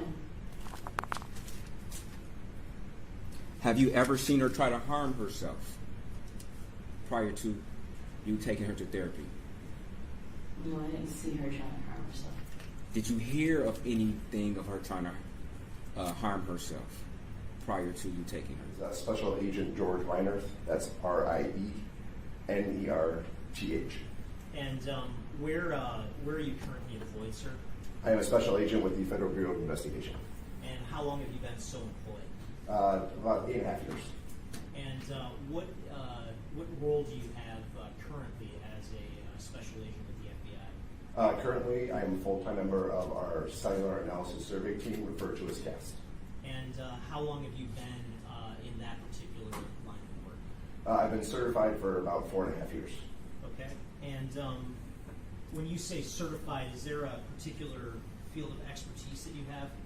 Yes, it's generally referred to as historical call detailed record analysis, and we become certified after multi levels of courses, training from the cellular providers themselves, as well as the Florida Institute of Technology. Okay, and what sort of specialized training, I guess, did you personally undertake in that field? So there's multiple courses. First is just an introductory one in the cellular records, so records that are generated when you use or have a cell phone powered on the network. And then we get training from the cellular providers, the network engineers, so the individuals that actually design the network, and then the records custodians that actually pull the records pursuant to a search warrant. Okay, and in terms of performing historical cellular records analysis, how many times would you say you've performed the type of analysis that you performed in connection with this case? I can't give you an exact number. Latest numbers that I ran, I've looked at over 1,900 records and worked over 500 cases. Okay, and have you ever testified as an expert in this field previously? I have approximately 36 times prior. And has any court ever refused to certify you or qualify you as an expert in the field of historical cellular records analysis? No, sir. And the type of analysis that you perform, is there sort of a location analysis component to that? Yes, so the main purpose of our analysis is to review the records and then identify whether there's maybe travel or a certain geographic area that that device was located at that time. Okay, and the methods that you use for the type of analysis that you do, is that something that you just came up with on your own, or is that something that's widely used within the FBI? It's not just the FBI, it's used by the providers themselves. So they themselves review the records to optimize and manage their network, and just basically anybody who wants to look at the records for that purpose. Okay, and so the FBI uses the method, is that correct? That is correct. Other law enforcement agencies nationally use the method, is that correct? Correct. Private investigators for defense experts, they would all use that same method. Your Honor, at this time I'll pass for voir dire as to Special Agent Reiner's expertise. Who are you, Mr. Brown? Yeah, just briefly. Good afternoon, Special Agent. Good afternoon, sir. Now, you stated that I guess you were classified as an expert in cell phone tower analysis. Is that correct? Historical call detailed record analysis. Okay. And what type of raw data do you look at to make a determination or analysis? So generally, it's going to be what are referred to as call detail records. That's the first set. So that would just capture generally voice and text activity on the cellular network. Okay. There's other data. For T-Mobile, for example, it's called timing advance, which is engineering data which has additional detail. Okay. And through this, I guess, data, are you able to make an opinion on where a cell phone was at a particular time? Yes, sir. Okay. And as far as travel, you're able to, I guess, give an opinion on whether or not a cell phone is traveling from one location to another location, correct? Yes, sir, that is possible. Okay. And you stated that you use the same information that a cell phone provider would be using? Yeah, so these are their certified business records that they produce. So these are records that are kept in the normal course of business, which then are able to be analyzed for the purpose of location. Okay. Are you familiar with a propagation map? A cell propagation map? Yes, sir. Okay. And could you, I guess for the record, could you explain what a cell propagation map is? Just generally, are you talking in terms of a tower or? Yeah, a particular tower, yes. Yeah, it would just, propagation map would be a map that would show the exact coverage area or an estimated coverage area of the tower. Okay. And it also would give a record of what particular tower may have been down on a particular date too, correct? Not necessarily, sir, no. You said not necessarily, or it does not? It would not. It does not? Okay. A propagation map would not, sir. Okay. But a propagation map is proprietary information that is not handed over or required to be handed over by a cell phone provider. Is that correct? What do you mean, not? A propagation map, is that proprietary information? To them, but they do not hand it over to law enforcement or anybody requesting records. They do not hand it over, correct? They do not. Okay, so it'd be a fair statement that you wouldn't know exactly what the contents of this map was, correct? If you never saw it, correct? In terms of a certain tower or just in general? Just in general. Yeah, if I don't have a map, I can't Okay. tell you the contents of it, no. So it'd be a fair statement that you can't definitively say that this particular map would not give a historical record of what tower may or may not have been. I thought we were doing these qualifications to testify. Okay. Expert in a certain field sounds like cross-examination. Yeah, it does. I'll pass. We'll say that for cross-examination. Do you have any objection to this witness being qualified as an expert in historical cellular data detailed records analysis? Just for preliminary exam purposes only. Court will recognize the witness as such and may proceed. Thank you, Your Honor. Just in brief, when you receive call detail records from a provider, what type of information do you get? Generally, it's going to be in the form of an Excel spreadsheet. Okay, and just in general, what type of information gets contained within a spreadsheet that you get from a provider? Generally, you're going to have the date and time of the phone's interaction with the network. If it's a voice call, you'll have the two numbers that are in contact with each other. You're going to have the cell tower. So there's a unique identifier for every cell tower on the network. You'll have the side of the tower, and then you may have the duration if it was a voice call, for example. Okay, and when it comes to call detail records, did you review some records in connection with this case? I did. And Your Honor, at this time, I am holding a disc labeled as Proposed Exhibit 12. This is a certified copy of call detail records associated with the number 313-575-3450. I move for that to be admitted pursuant to Michigan Rule of Evidence 902 subsection 11 as a certified record of regularly conducted activity. The foundation being laid already that this is the number that's associated with the defendant. Any objection? No objection. Admitted. Thank you, Your Honor. Your Honor, and I'm also about to be holding a disc that's been marked as People's Proposed Exhibit 13. That is again a certified set of call detail records from the number 313-913-5931. And I similarly move for that to be admitted under Michigan Rule of Evidence 902 subsection 1 as a certified record of regularly conducted activity, the foundation having previously been laid that number is associated with Zion Foster. Any objection? And correct me if I'm wrong, I may have missed it. I'm not sure that foundation has been laid as to that being the number from the Zion Williams. Ms. Milton testified to that. Testified as to where the daughter's phone number was. No objection. Any Thank you, Your Honor. And so those two sets of records that I just mentioned, did you review those records in connection with this case? Those are two of the pieces of information, yes, sir. Okay. And just, I guess for sake of clarity of the record, the type of location information that you derive from call detail records, is that, does that give you a degree of accuracy akin to like a GPS coordinate or no? It would definitely be referred to. Okay.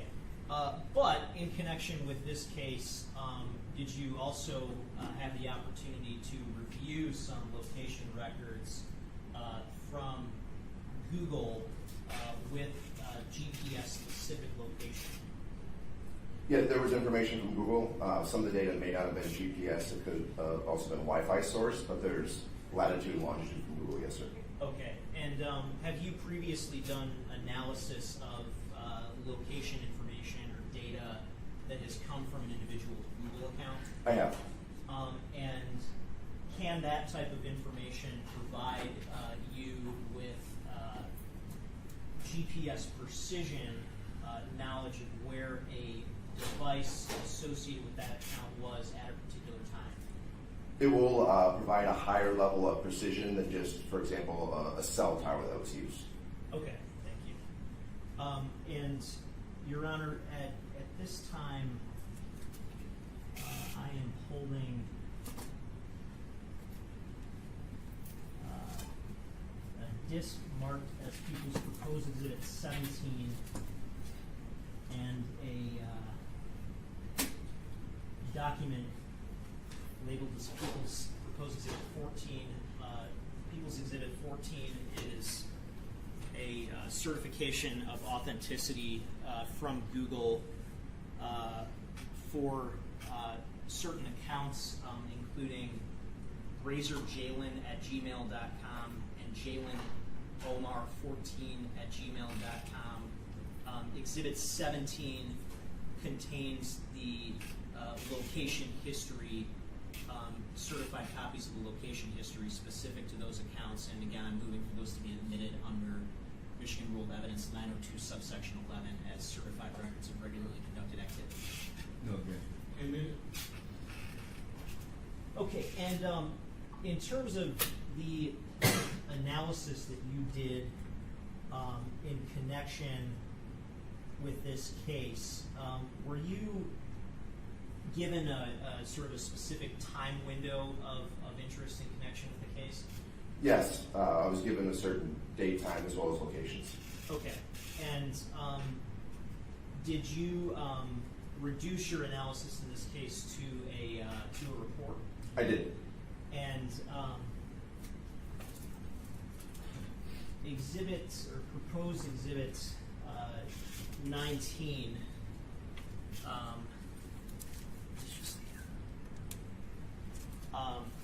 Which I'm about to hand you. Is that a copy of the report that you completed in this case? Yes, it is. And does that copy of the report fairly and accurately depict the location analysis that you did in this case? It does. And that summarizes your findings and analysis as to the locations of two specific phone numbers, correct? That is correct. And the location history derived from one of the Google accounts, is that correct? It does. Okay. Your Honor, I move to admit People's Exhibit 19. I would object, Your Honor. I believe his particular analysis was equated to an opinion of what he He's been qualified as an expert. Thank you, Your Honor. And may I publish so that we can walk through this? Amen. Thank you, Your Honor.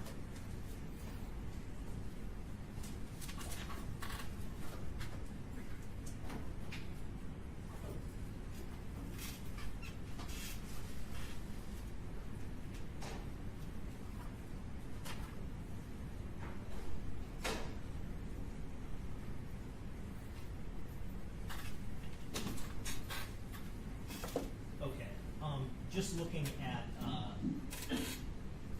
page 1 of People's Exhibit 19, what information is indicated on page 1? So it's just the cover slide, so it has the 2 phone numbers, 313-575-3450 and 313-913-5931, which are both T-Mobile cell phones, then the Google account of JaylinOmar14@gmail.com, and then it just has the date of July 16th, 2023, and then the case number for this case. Okay, and looking at page 2 of the report, could you just summarize for the court what the methodology is that you use for your analysis?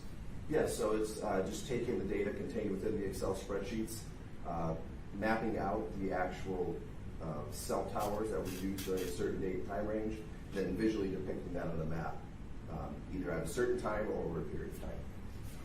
Okay, and also on page 2, in terms of the section labeled cell site locations, could you just describe the content of that section for the court? Yes, so in addition to the call detail records, the second piece of information you need is a cell tower list. Those are lists maintained by the providers, so in this case T-Mobile, where every cell tower is throughout the entire U.S. And so it takes, for example, tower 1, 2, 3 out of call detail records. You look up the tower list, and then you can actually find the exact latitude, longitude of where that tower is. And then I can visually depict that on the map. And moving to the third slide, page 3, can you just explain the significance of these example pictures of cellular towers? Yes, they are just that. They are examples of towers that you may see out there in the real world. They are not towers used in this case. They can be, for example, on top of a flagpole, on top of a building, as shown in the bottom left, or just a traditional pole that you may see on the right. Okay. But is it fair to say that your analysis essentially maps devices' interactions with towers, possibly consistent with towers like these? Correct, and many others. And moving to page 4, could you describe the concept of the sectors associated with particular towers? Yes, so in addition to each tower being recorded in the call detail records, it also records what side of the tower was used. Each tower is generally broken up into 3 sectors. Each one covers approximately 120 degrees. So if you use tower 1, 2, 3 in sector 1, in this example on the right, the antenna would be pointed due north. Okay. And moving to page 5, could you describe what this slide depicts or tells us? Yes, these are just the illustrations that will be seen on the substantive maps that actually depict the information from the call detail records. On the left, I'll refer to that as a wedge. It just shows the sector that was utilized for a certain call at a certain time. The shaded area is on the actual coverage area. It just helps kind of illustrate on the map so you can see it. On the right, there are times when you don't have a sector that was used, and that might just be shown by a dot to illustrate the cell site that was used. And at the bottom is just a call-out box that will be noted. Timing advance records was the source of the records that were used for this. So it'll show the record sequence in numerical order 1 through whatever, the CID, which is the tower number, the sector, the time, and then the approximate, or then the distance the phone was located at that certain time. Okay, and that information from the call-out box, that's information you get directly from the call detail records, is that correct? Correct. Okay. And then on the subject of timing advance, moving to page 6, could you describe what timing advance is? Yes, so timing advance is a signal that is sent to the phone and back, and then based off the time it takes that signal to get to the phone and come back, the distance is able to be recorded. So it's a calculation based off the speed of light. So as your phone is just powered on, sitting on the desk, you don't necessarily need to be making or receiving a phone call or doing anything. Your phone's always talking to the network. And so as it's doing that, it is then capturing this measurement, and then a distance is reported.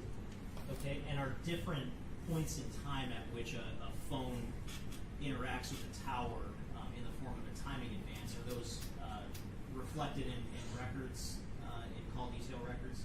Yes, the call detail records traditionally would just have voice and text. The timing advance is a separate file that would have all those date and times, same thing, tower, sector, but the addition now is you have the distance the phone is located. Okay. And moving to slide 7, could you explain? So it's provided call detail records for the T-Mobile phone as 313-575-3450, as well as Google records. In those records, you're able to see the exact identifier for the physical device that's used. So similar to what would have been on the card. Each phone has its own unique identifier. So at the top, the unique identifier that was for the Jaylin Omar 14 at Gmail is that number highlighted in yellow. The unique identifier being used on the T-Mobile network for the phone 313-575-3450 is also highlighted in yellow. Those are the same. So the same device produced in the call detail records is the same device produced in the Google records.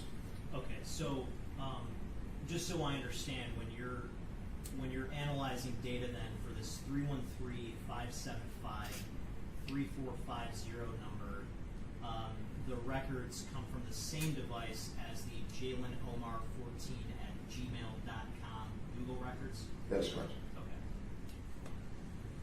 And moving to page 8, could you just describe what page 8 depicts? Yes, so page 8 is an overview of one of the T-Mobile network. So all those green dots are different cell sites or antennas located throughout the Detroit metropolitan area.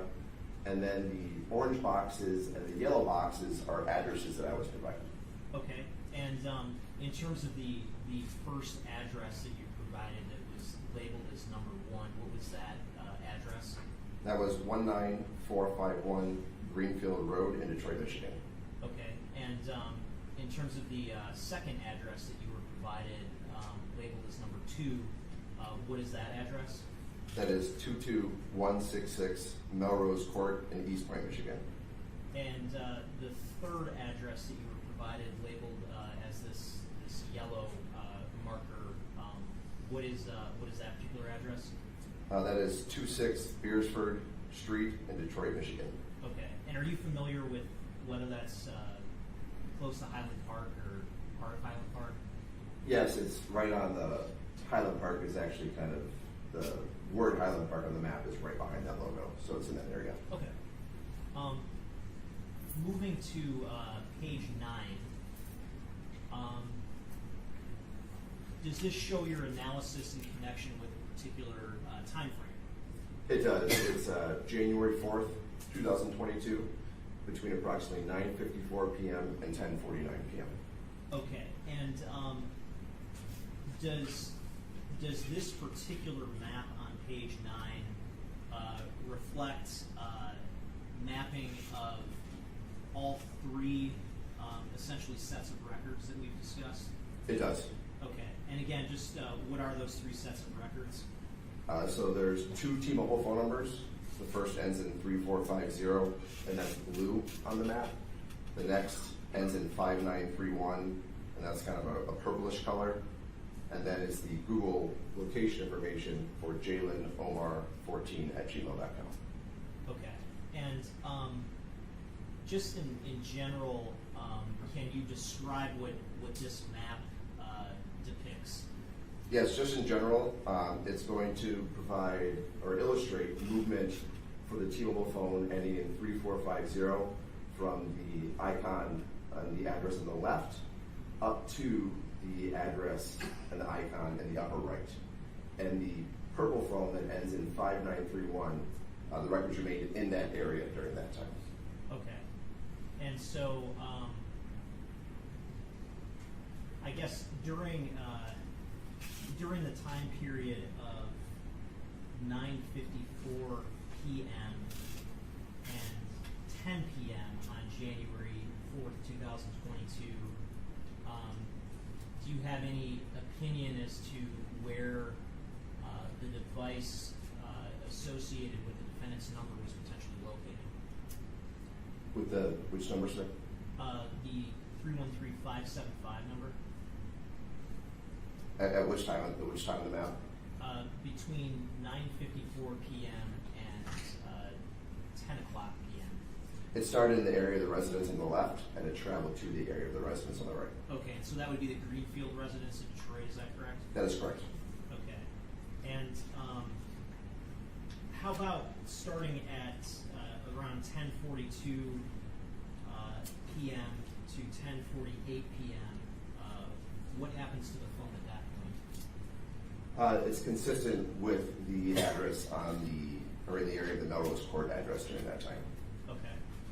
And so would you say there's in your opinion, a trajectory associated with that phone?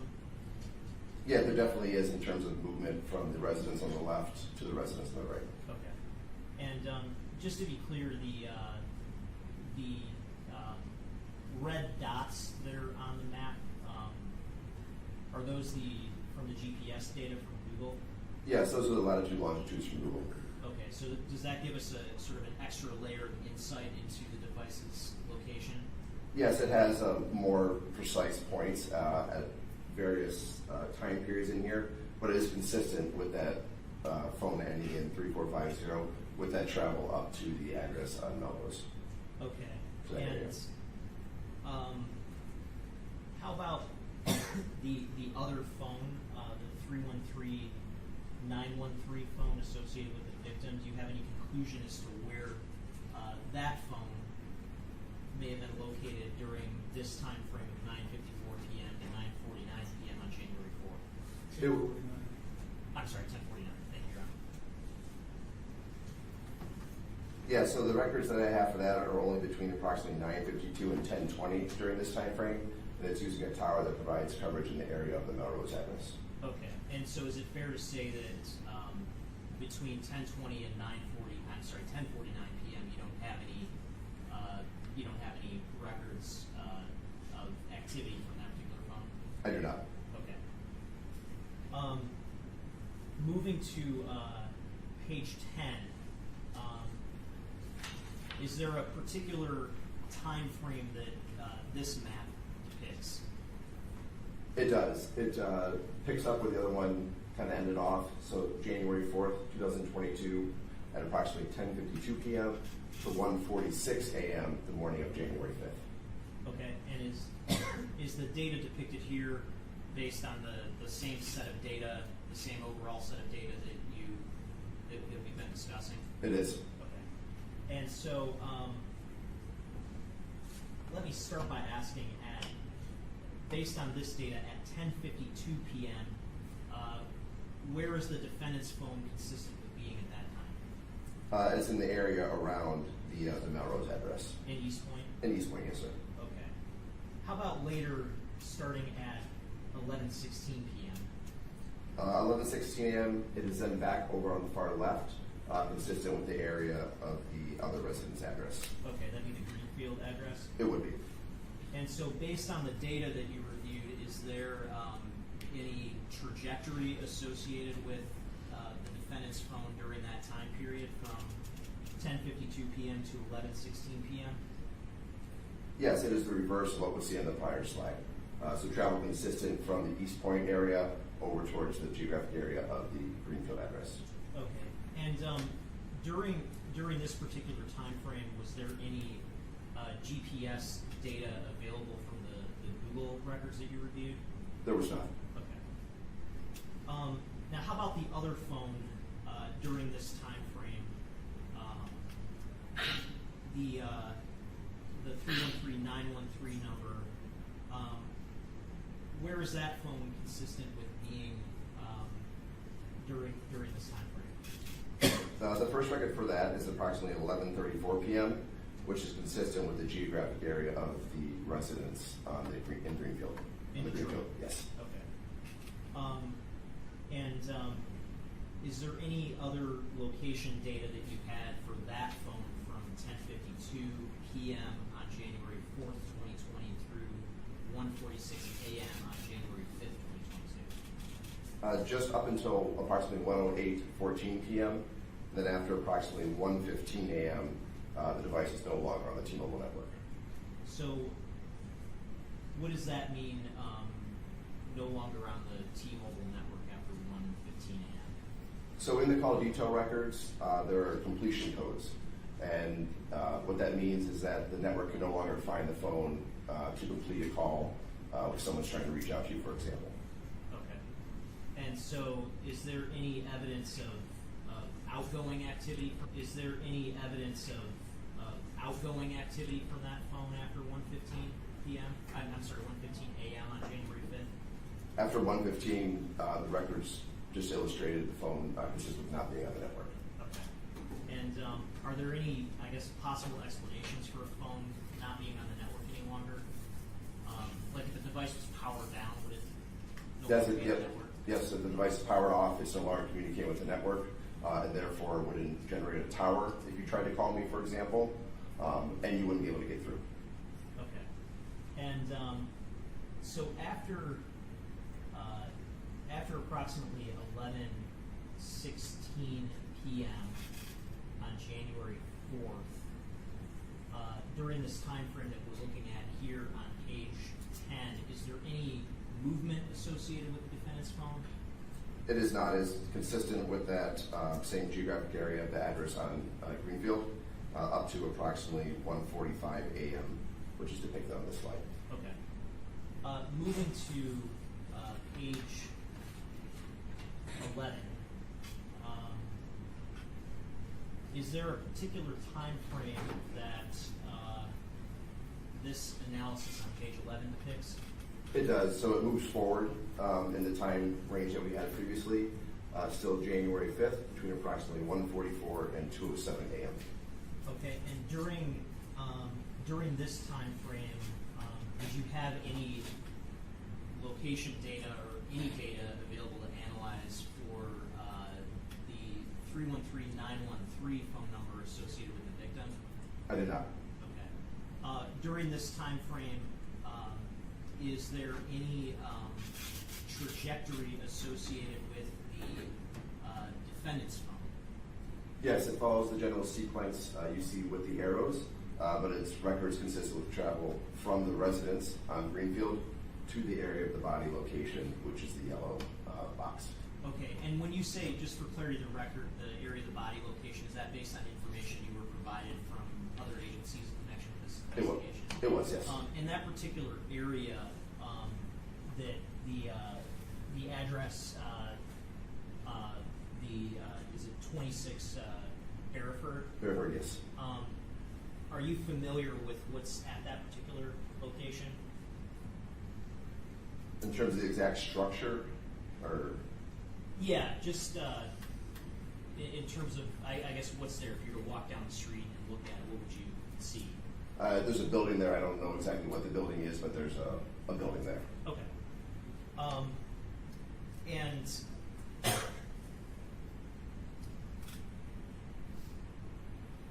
this data that's depicted on page 11, does this include both the call detail records and the GPS data from Google?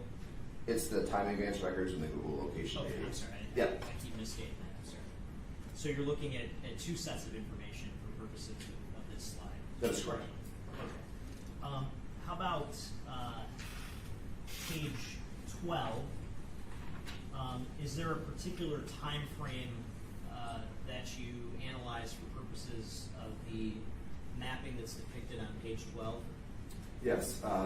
This is between approximately 2 o'clock a.m. and 2:07 a.m., still on January 5th, 2022. Okay. And during this time, I guess, is there any conclusion that you can draw as to the possible location of the defendant's mobile device? Just during this time, it's consistent with the area of and the immediate area around that 26 Beresford, or you may have pronounced it wrong before, address. Okay. And again, during this time, did you have any location data available for the other phone number associated with the victim? I did not. And And in terms of page 13, is there a particular time frame that this analysis is associated with? 13 is still January 5th, 2022. Going forward in time now, 2:06 a.m. to 2:30 a.m. Okay. And during this time frame, do you have any opinion as to the trajectory of the defendant's phone? Yes, the opposite of the previous slide, or 2 slides ago, so now travel back from the area of 26 Beresford up to the area of the residence on Greenfield Street. Okay. And again, during this time frame, did you have any data that you were able to analyze for purposes of the other phone number associated with the victim? I did not.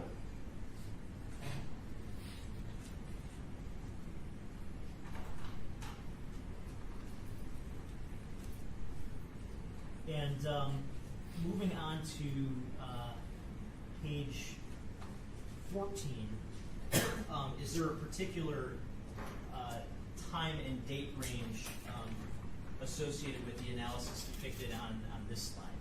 Yes, it is January 6th, 2022, between approximately 1:31 p.m. and 2:01 p.m. Okay, and this is roughly a day and a half after the last set of data we spoke about? That is correct. Okay. And you were asked to analyze the defendant's phone during this time? I was. Okay.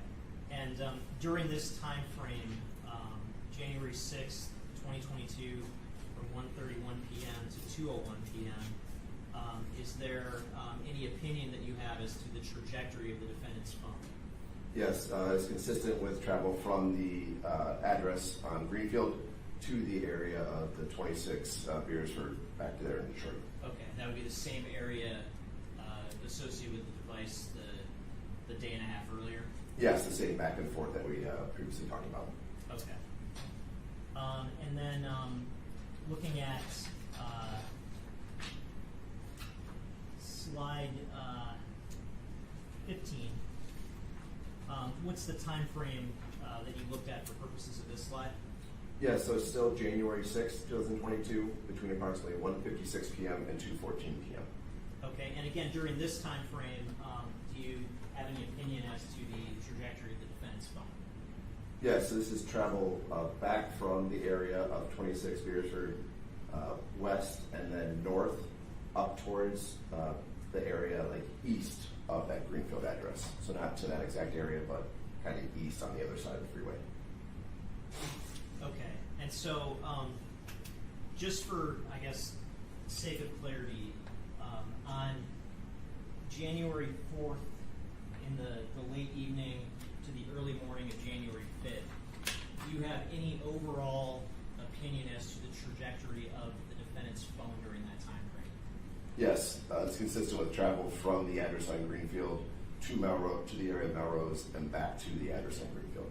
And then does it go somewhere else after that? Up until which time frame? Up until roughly 2 in the morning on January 5th.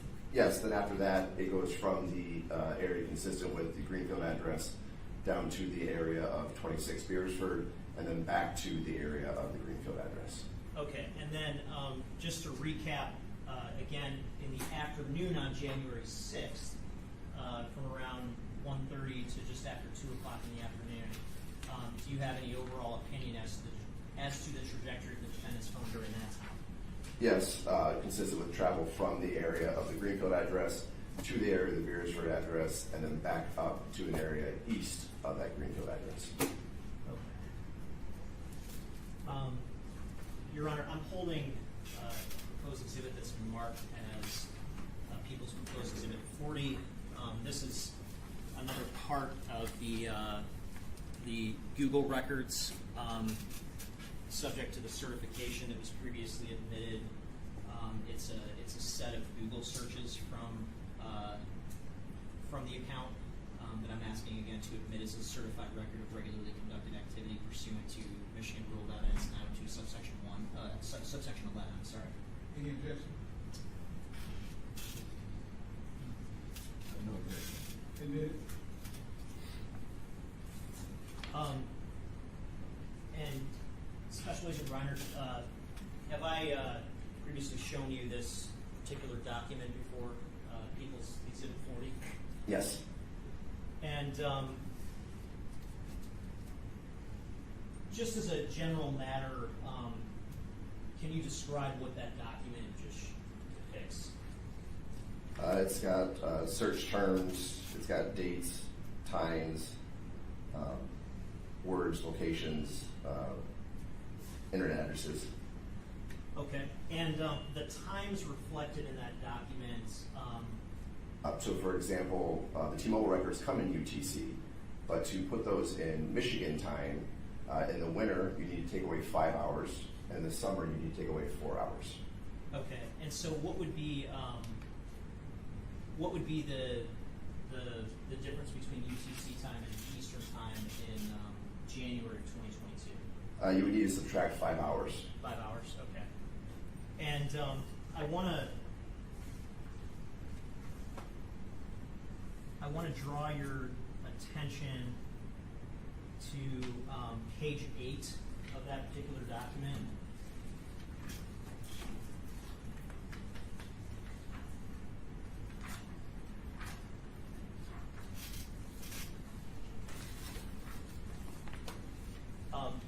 Starting at the middle of the page, could you read what the search was and indicate what the time of the search was? The search says, what is the force of a garbage truck compactor? And the time is January 6, 2022 at 7:36:24 p.m. UTC, which would be 2:36:24 p.m. on January 6th. 2:36, and so that 2:36 p.m. time frame, how would that correspond to what we see here on slide 15 of Exhibit 19? That would be approximately 22 minutes after that slide ends. Okay, and then what is the search that's reflected right below that? It says, our trash trucks also compactors. And what is the time of that search? That is 7:35:24 p.m. UTC, which would be 2:35:24 p.m. local Michigan time. Okay, so that would be, would it be fair to say that would be 20 minutes after the phone is consistent with returning to that area of 26 Hereford? Which times? I'm sorry, sir. Would it be fair to say that the time reflected of that search would be roughly sometime less than a half hour after the phone returning to the area of 26 Hereford? Yes, sir. Okay, thank you. Thank you. I don't have any further questions. Yes, thank you. Just briefly, a couple questions. Now,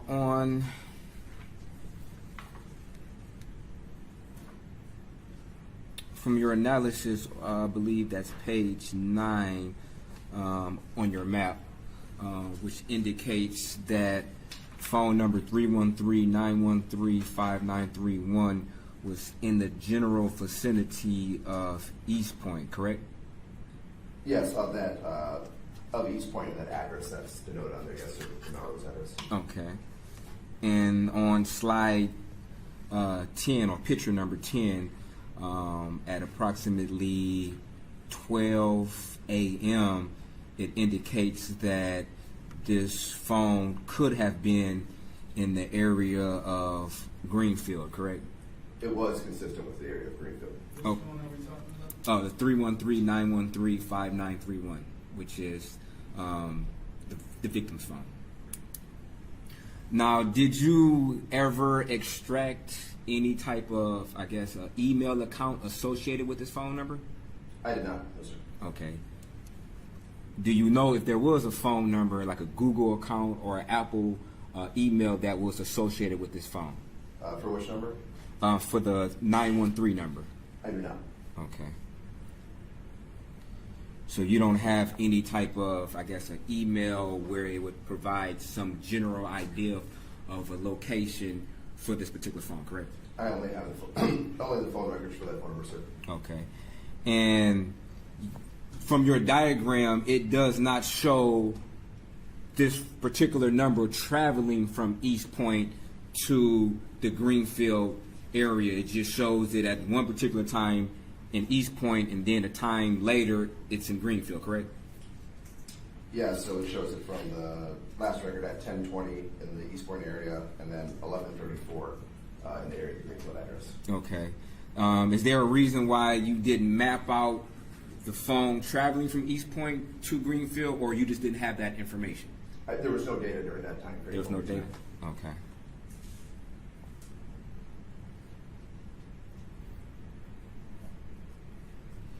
And then at 1:15 approximately, you said, or after 1:08, the phone lost contact with the network, correct? Yeah, after 1:15, the records are consistent with the phone not being on the network. Okay.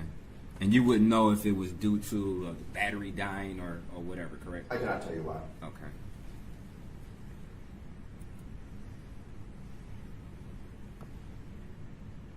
Now, as far as the phone number, looking at picture number 10, the phone number associated with 313-575-3450, did you have the Google information as far as the location of this phone for that time frame from 10:52 to approximately 12 a.m.?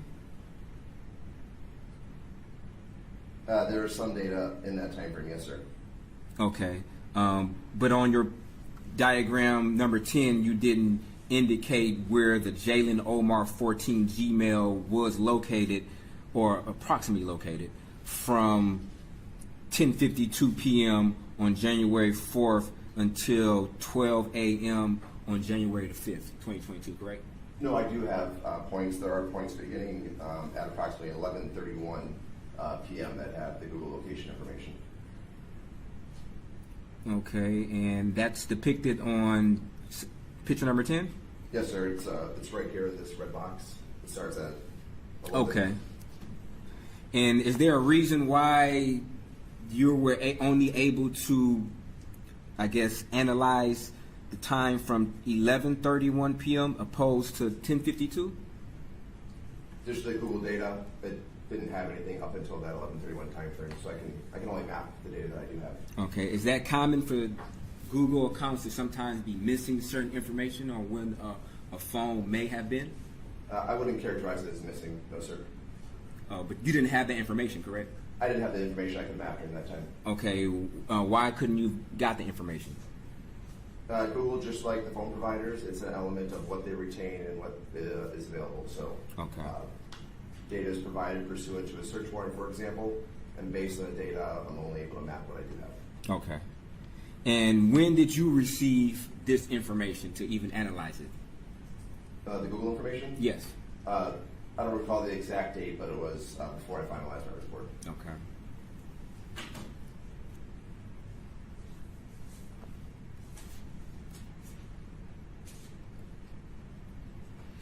Now, do you know how far a particular cell phone may emit its signal in order to connect with a phone? With the range. Do you know what the range of a particular cell these towers are? That exact one, generally speaking, that's kind of why we look at the layout of the network. Mm-hmm. So we kind of have all those green dots. So I can't give you the exact range, but I can give you a general range if you like. Okay.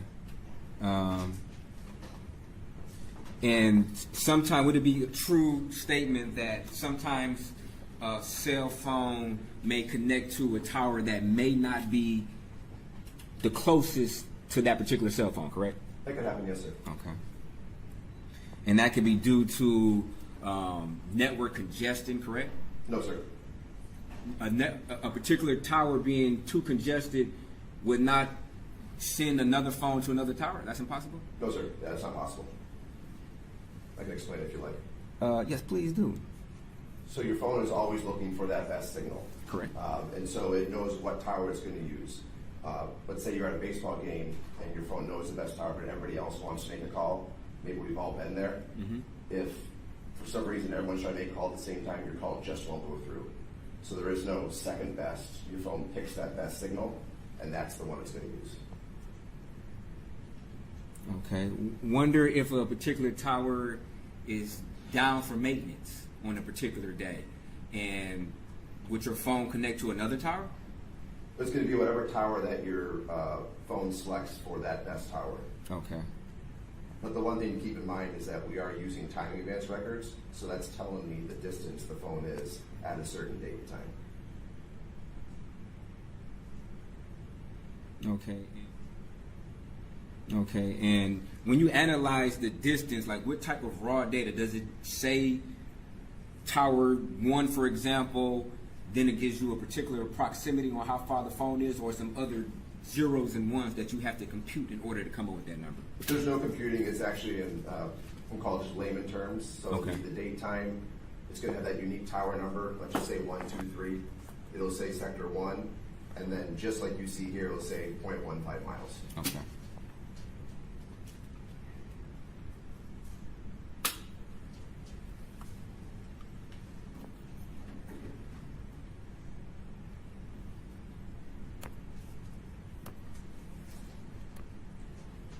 And looking at, I guess, page or picture number 14, on January the 6th, approximately 1:31 p.m. to 2:01 p.m., I noticed that there are some, I guess, location points that are associated with the Jaylin Omar 14. Is there a reason why they're not listed as much as, I guess, the previous slides? Is there a reason for that? It's just the data that Google provided that I was able to map. Okay.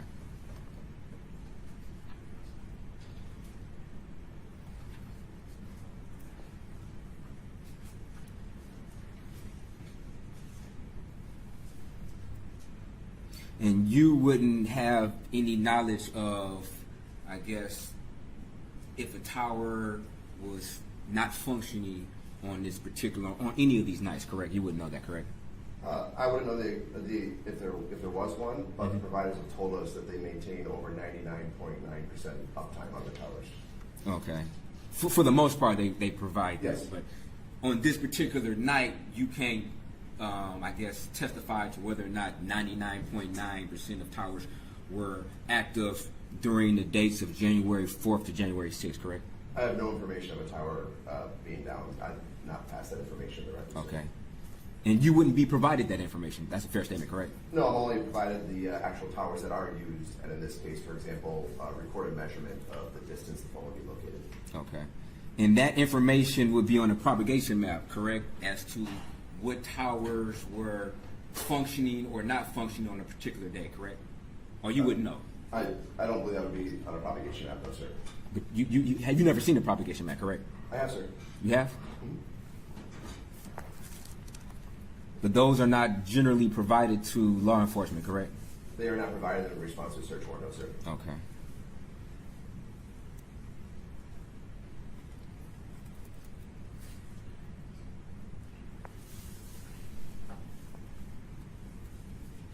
Thank you. No further questions. No, you're right. Thank you, sir. You mentioned sir, could you please state and spell your name for the record? My name is David, D-A-V-I-D, Yount, Y-O-U-N-T. And where are you currently employed? I work for the Michigan State Police. And what is your current assignment with the Michigan State Police? I am in the K-9 unit, part of the Special Operations Division, and fall right into the K-9 unit. I'm the Assistant Unit Commander. Okay, and what's the role of the K-9 unit? We were established in 1960. Our role is to find things and find people, basically to help detectives and other units find things. Okay, and do you how long have you been associated with the K-9 unit?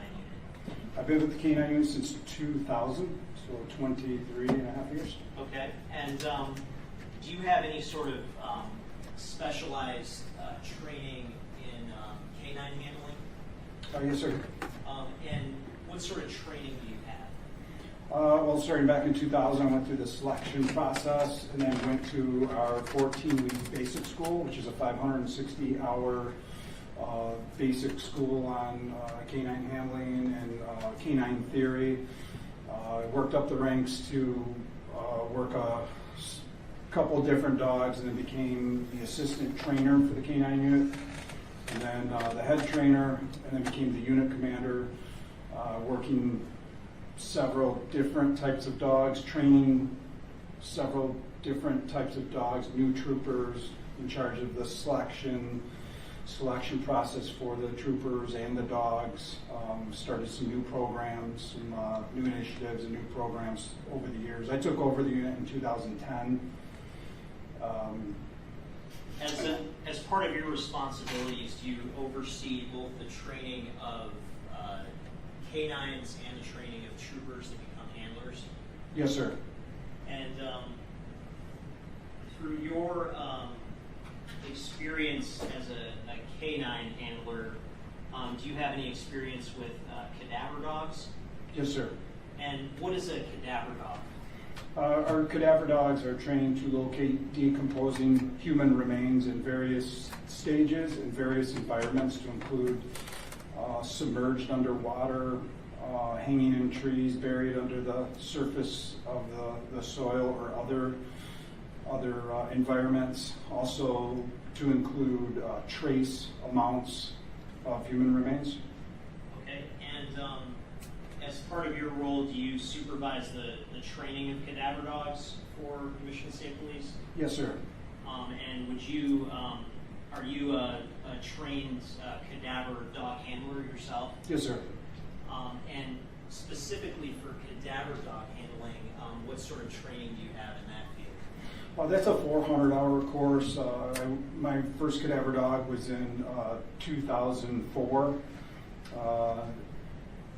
And it's just basically imprinting the dog, imprinting those odors and those search environments, search patterns, search theories into those dogs. And over the years, we've dialed it into trace work.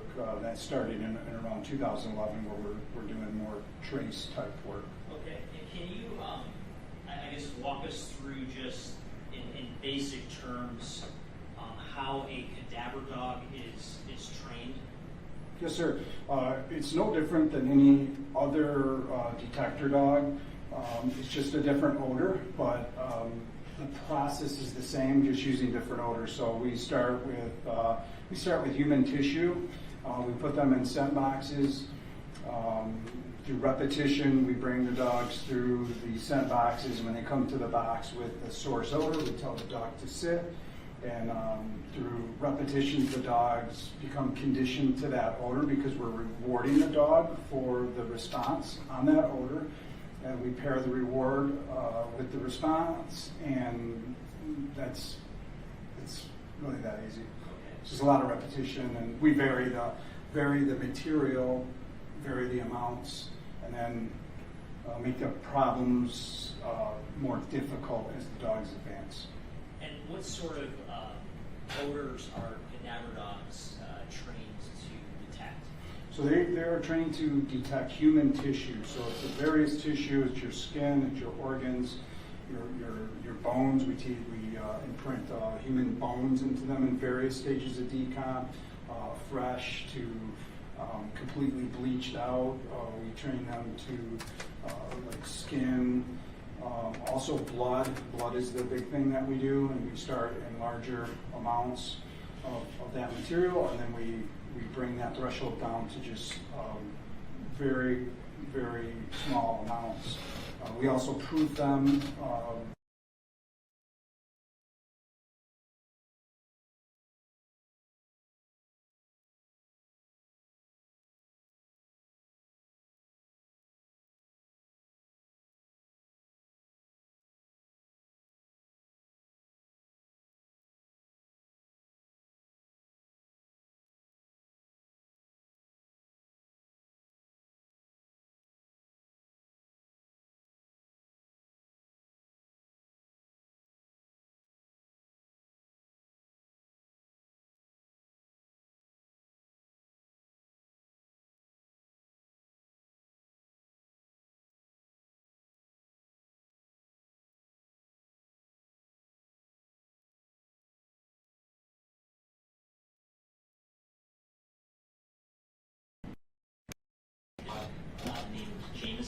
Yes, sir. Did you play a role in Jameson's training?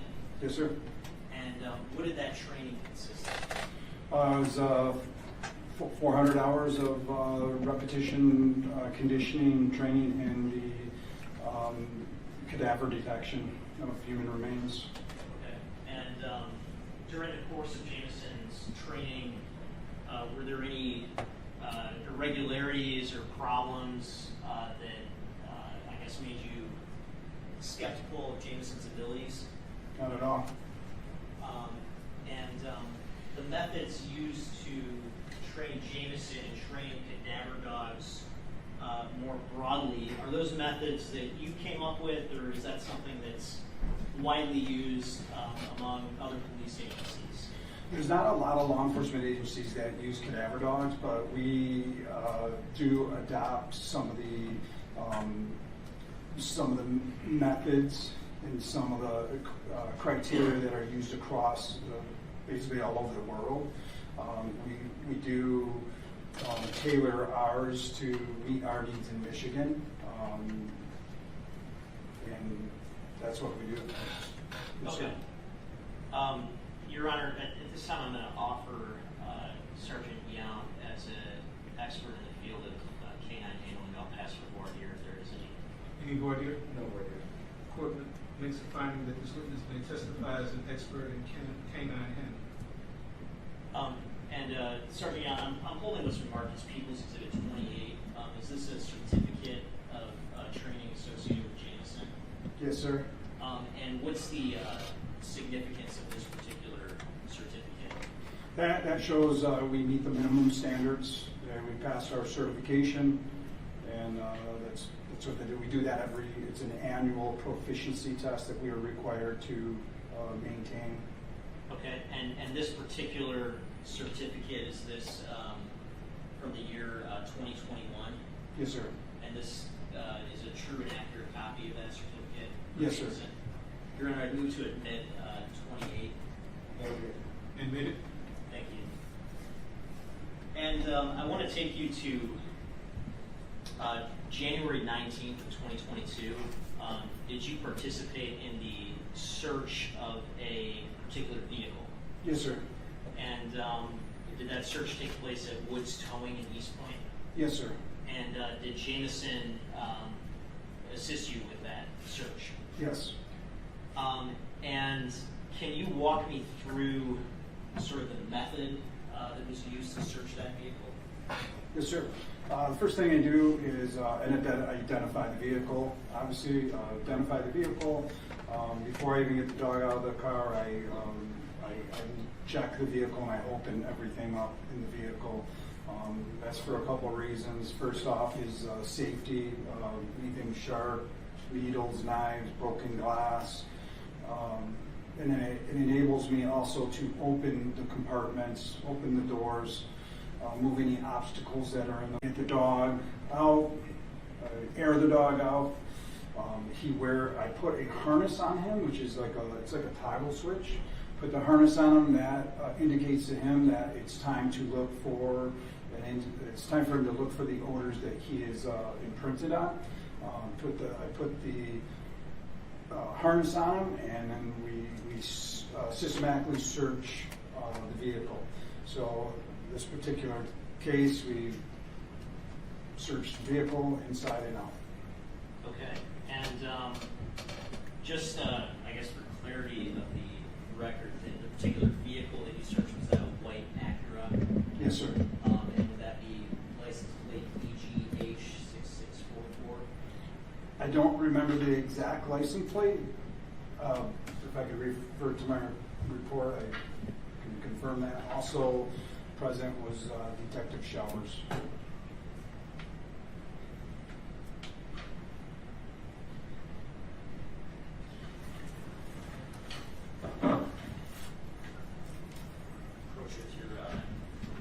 If you could take a look and let me know if the one that reflects your, or refreshes your recollections of the license plate search.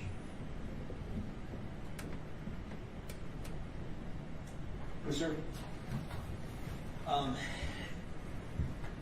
And having looked at the report, I guess you recall the license plate now? Yes, sir. Is that the one that I just indicated? Yes, sir.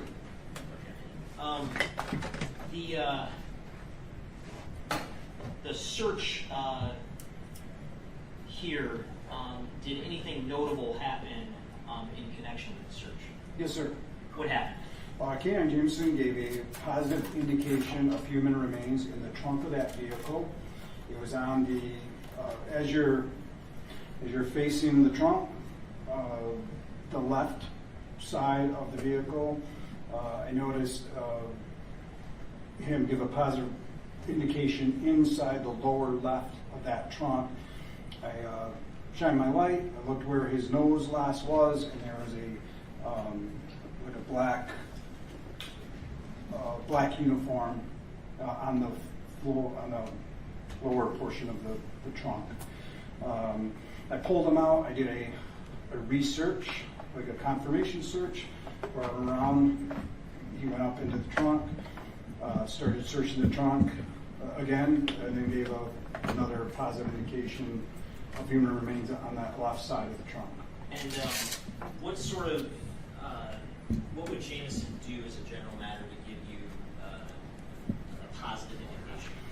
He's a passive responder, so he sits. Okay. And so he sat in connection with searching through the trunk of the car, is that? Yes, sir. Okay. I want to ask, I guess, a couple of hypothetical questions. Hypothetically, if there was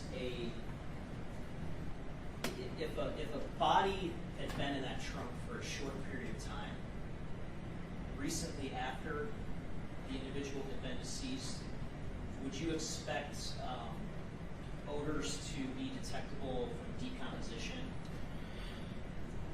It's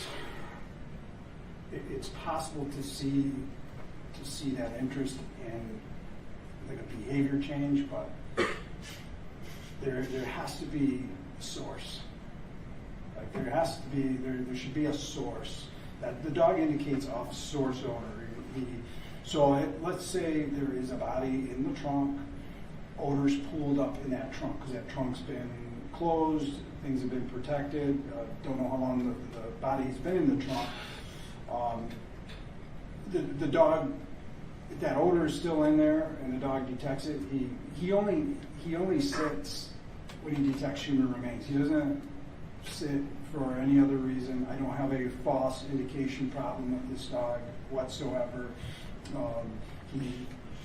The threshold of blood that he could indicate on is very low.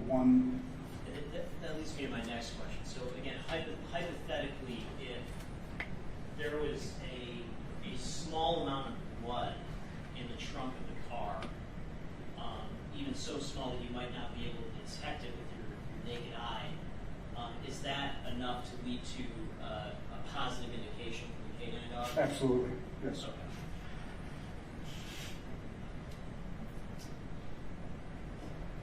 Thank you. No further questions. Cross-examine.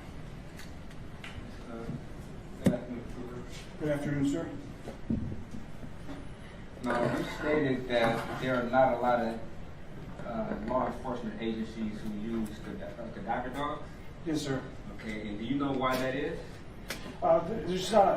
There's not a large need. We don't run a lot of calls. At least I know in the state of Michigan, there's just not a lot of those types of calls. So my theory is departments don't want to invest the money into a cadaver dog. Let's say I'm working in a county agency or even a local department. You might only run 5 calls or 10 calls annually, where us in the state, we only have three cadaver dogs. And between the 3 of us, we run anywhere from 100 to 160 calls annually, and that's statewide. That's everywhere in the state of Michigan. Is there any type? So you train your own dogs, correct? Yes, sir. Okay, is there any type of independent agency who then goes to verify whether or not your dog is up to a particular standard? No, sir.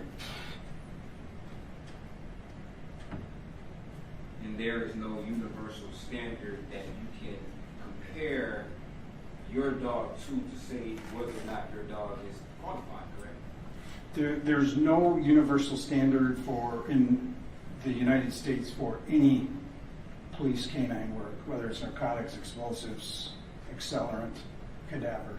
You are correct.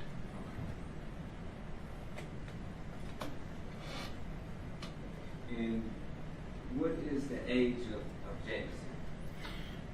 Currently, he will be 4 in November. And what is normally the, I guess, general time frame for a dog to be used in such services? The average work life, you always have that anomaly. You get that one dog that's 10 months old, right? And you get that one that lives till he's 11 years old. You have those, we call them outliers, right? But broad brush average, we get a dog anywhere a year to 18 months old, and they work till they're about 8 or 9 years old. It is all dependent on their health and their performance. And you stated that you never had an issue with, I guess, false positives or false identification with Jameson? Correct, sir. Now, how would you know, like, given the hypothetical, if you don't see any type of blood or any type of remains, how would you know whether or not Jameson, if he does indicate, how would you know if that was a false indication? That's a great question. So when we run calls, where, hey, we think a crime happened in this room here. We don't see anything, but we would like you to clear this room. So I bring the dog in. Like I told you, I toggle him to put his harness on. We go on and we search the room. I've had several dozens of cases where the dog will go in, he'll search, and he gives a positive indication.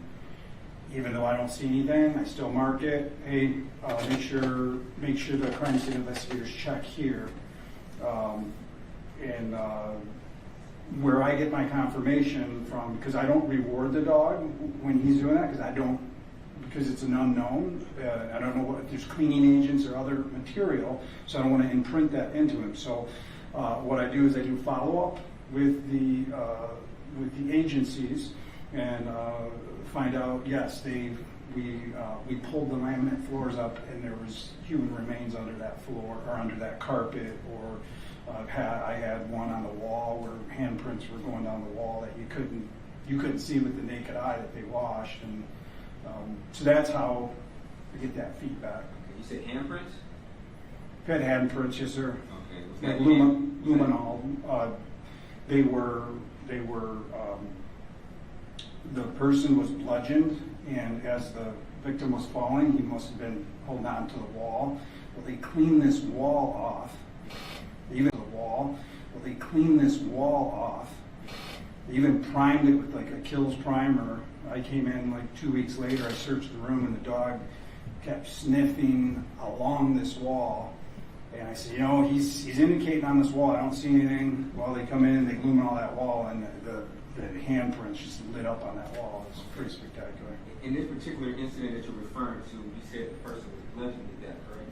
Yes, sir. So would it be fair to say that when this person was falling and they touched the wall, that person was still alive? I would imagine so. Okay. And then you said your dog was trained to only indicate on remains of a deceased person. He indicated on this wall from a person who touched it who was still alive at the time he touched it, correct? Right. It's the blood from the person though that it breaks down. Oh, the blood. It's the human fluids, the human blood. Okay. That's what they're trained to indicate on as their source is body fluids, human remains, skin, organ tissue, hair. Feces, urine. We don't specifically train feces and urine. That's like a common fluid that you would find around house. It's more the mortal fluids. So if my nose started to bleed right now and it dropped on this podium, and it did some kind of decomposing, your dog would indicate on this podium, say next week or so? Yes, sir. And we try to hit all the spectrums. We try to hit fresh blood, so we try to do fresh blood. We try to do aged blood, and then we try to vary amounts to do all the way down to 1 parts per 12,000, which is less than a pinhead, all the way to large amounts. You know, a gunshot victim, and they're laying in the soil, and it absorbs into the soil, and we'll try to do anything in that spectrum. We try to expose the dog and then print that into the canine. Okay. Now, in the incident where you stated that your dog would indicate an area where it's not apparent that there's any type of remains, you stated that you verified with the agency, correct? Yes, sir. Okay. Now, typically, how long does it take you to verify after the indication? It depends on the lab. It depends on how long it takes the lab to process. Okay. Sometimes it's immediate. Sometimes they'll get that. There's that early test where they'll get an early test and they'll give me confirmation sometimes the same day that, hey, our initial tests are showing human blood. Your dog was right on. Things like that. And what's the percentage of incidences where this happens, where your dog would indicate on an area where it's not at first apparent that there's remains there? That's a good question. I would be guessing. I've run over 1,800 cadaver searches. I think I'm at around 30%, but that's both known and unknown. It's a smaller percentage. I don't have a specific number. Okay, I may be a little confused. You say you're at 30% as far as incidences where your dog is indicating on an area that's not apparent that there remains there? No, that's total. I'm just going, that's a total find. That's out of the 1,800 calls I've run, out of those 1,800, 30%, the dog has located things. Okay. A lot of times we search, there's not things there to be found. And you also stated that you don't reward the dog in incidences where he indicates, but it's not apparent that there remains. Yes, sir. And you don't know how many times that is, right? Just a percentage of how many times that happens, right? What times? Where he's indicating on an area where it's not apparent that there are remains. I would be guessing. Could you guess, please? There's 3, and we're talking. It's hard to. 10% of the time. Yes, maybe 10%. So 1 out of every 10 times. Okay.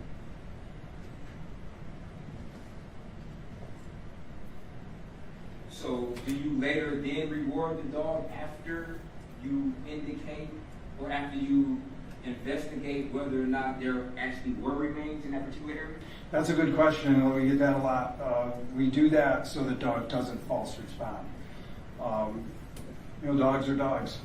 They'll cheat. They'll try to get the reward. So to prevent that, we don't reward unless we have confirmation. So we just do sound training. We have sound training.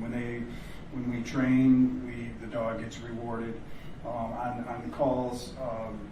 On calls where we're searching, we will put training aids on that same day, or sometimes even when we're working to keep that dog, the canine, proficient. In this particular incident, did you have an opportunity to verify whether or not there was remains in the area that Jameson allegedly indicated? I did, and nothing was located from what I was. Okay, so in instances like, how would you know whether or not a dog had a false indication if a dog indicated on a particular area and then you send it to the lab and nothing is found, how do you independently verify whether or not that was a false indication? We do that. We do that in our training. We'll set training up where we're running areas where there's we call it blank area. We'll run like a blank area where there's nothing, and I don't know that. I'll be given 3 areas to run, and they all might be blank, or maybe 2 of them are blank and one's not. And so through our training, that is how we do that. It keeps us proficient. And do you have a log of Jaylin's particular training from the time he was inducted into, I guess, the boot camp, so to speak, until he actually graduated? Yes, sir. We do they're called training dailies, or training daily forms, yes, sir. Okay. And you would have access to that information as to how many times or what type of events he was required to indicate on, how many times if he had a false indication, or how many times he had a positive indication. You have that In the yes, sir. In training, yes. Yep. And you said you still, like to this very date, you could go back and look and say, okay, on October the 5th of 2021, we performed 15 field tests. These were the particular samples of human remains or animal remains. We placed them in this particular container, and this was the result. Yes, sir. They're specific like that. It's where I'm putting things, where I'm putting them, the amounts that they are. What is it? Tissue? Is it blood? Is it in the water? Is it a vehicle find? Is it a room find? Yes, sir. They're pretty specific. And how many times has during training, if any, has Jamison had a false indication? Not really hasn't, because we shape that behavior as we go. We haven't had. Never? He really. Like from the day he started, he never had a false indication? Yeah, I know that sounds kooky, but we don't start training that dog until he knows how to sit. So, his final response is to sit, right? So we teach that dog how to sit, and when we start running those initial repetitions, we're telling the dog to sit on source. So it's locked tight. We don't really leave a lot of room for air. Okay.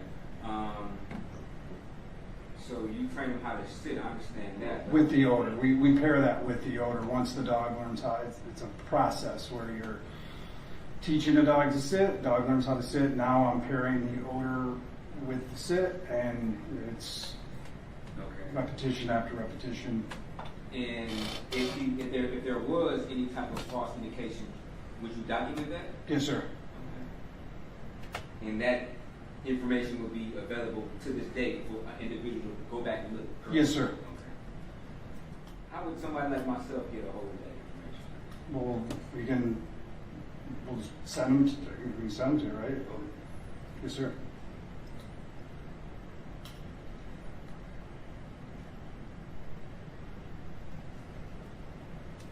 And how old was Jamison, if you remember, when he started to actually, I guess, detect different type of senses or smells? He was approximately 18. I'm estimating he was around 18 months old.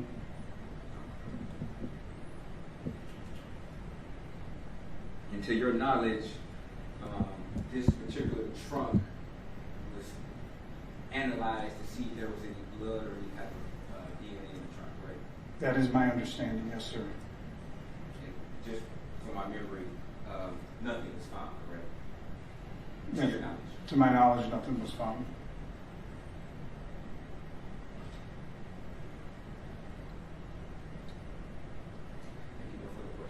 Any redirect? So, just so I understand, Jamison would not hit on something unless there was body fluid, tissue, or otherwise dead body. Of a human being, yes, sir. A human being. Yes, Okay. So not a live person. You wouldn't hit on a live person being in that trunk at some period of time. No, sir. All right. Well, if they cut themselves, you know, There's some blood. if they cut them, you know, they cut themselves and there was some source in there, like a source like that. Got it. Any questions based on my question? Yes. Does he detect on saliva? No. Like decomposing saliva?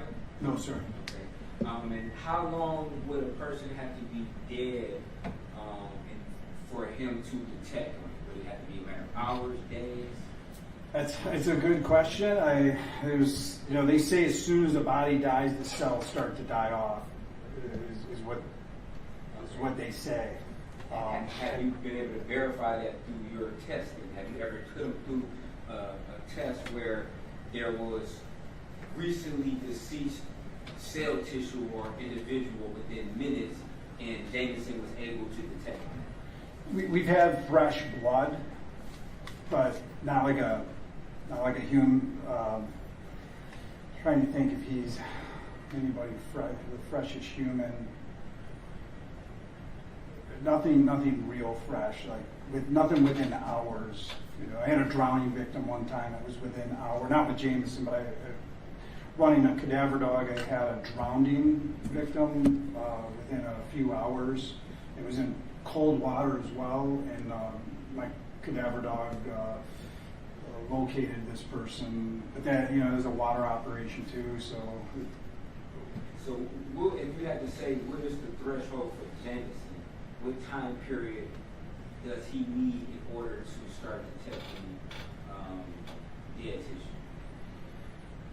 It'd be difficult to say. I mean, if it's dead, if it's blood, it's right away. If there's blood, it's right away. If it's somebody's in the trunk of a car for a while and they get and blood drips off, it would be immediate. The blood would, to me, blood. And there's no way for you to ascertain whether or not, if in fact it is a positive identification, whether or not he's identifying blood or tissue or some other type of thing. They don't differentiate. It's human. They don't. Yeah. Yes, sir. Okay. Does he detect like skin cells? Like say for instance, I scrape some of my skin, or I bruise my leg or something, or I scrape my knee, and a portion of my skin, very microscopic, may fall off of my skin, and then it's in a particular area. Would he detect on that? I would say not. I would say that's more of a background odor that we get, like in a house, because you think if somebody lays in their bed, right? I mean, you have tens of thousands of cells falling off your body every minute.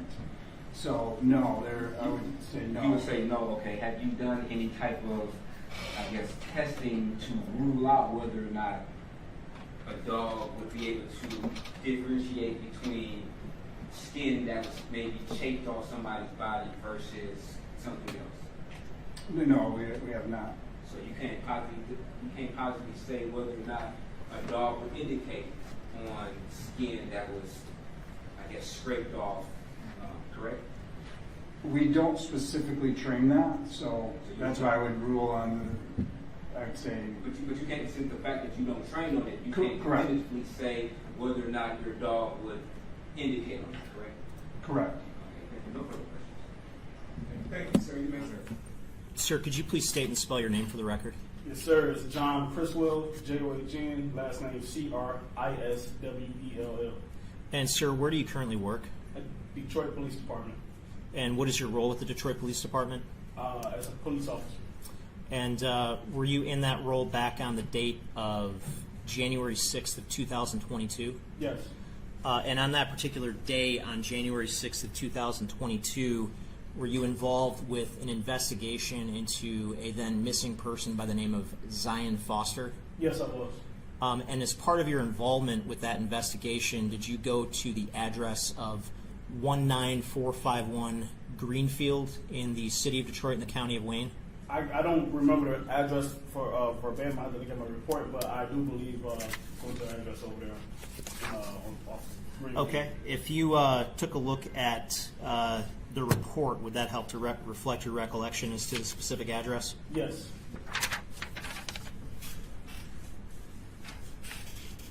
You're on that approach. Thank you. Why don't you take a look at that and tell me if and when your recollection is refreshed as to the address?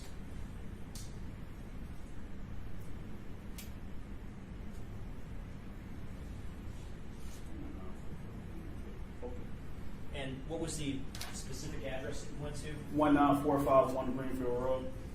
And what is, just as a general matter, at that location?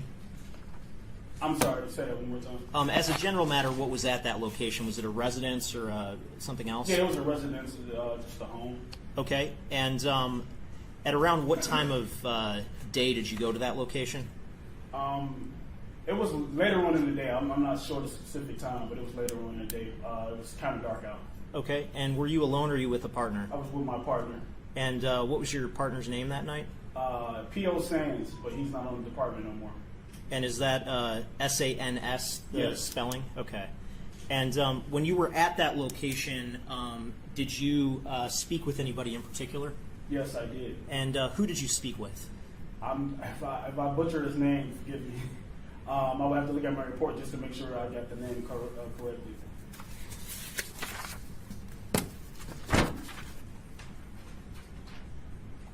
Handing you a copy of your report again, if you could take a look at that and let me know if and when your recollection has been refreshed as to who you spoke with. Yes. Having looked at your reports to refresh your recollection, who did you speak with? I spoke with Jaylin Brazier. Okay, and do you happen to see him in the courtroom today? Yes, I do. And just for the record, could you point to him and describe what he's wearing? Yes, he's dark-skinned male with a green shirt on with a white T-shirt under. Your Honor, if the record could reflect that the witness has identified the defendant.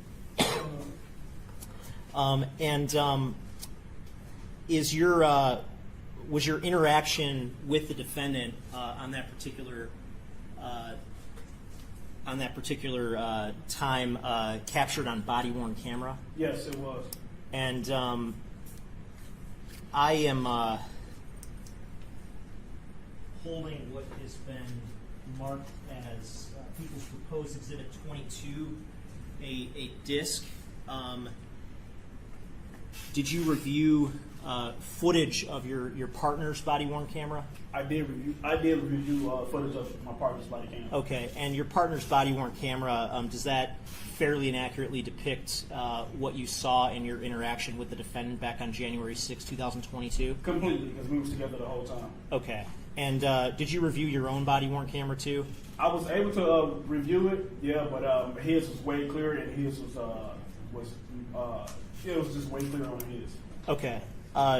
With that, Your Honor, I'd move to admit Proposed Exhibit 22, which is a compact disc containing Officer San's body-worn camera from January 6th of 2022.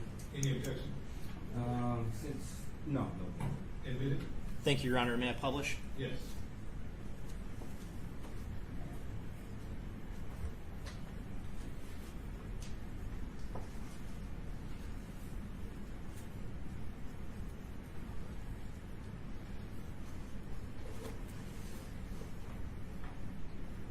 I'm going to start the 30-second mark.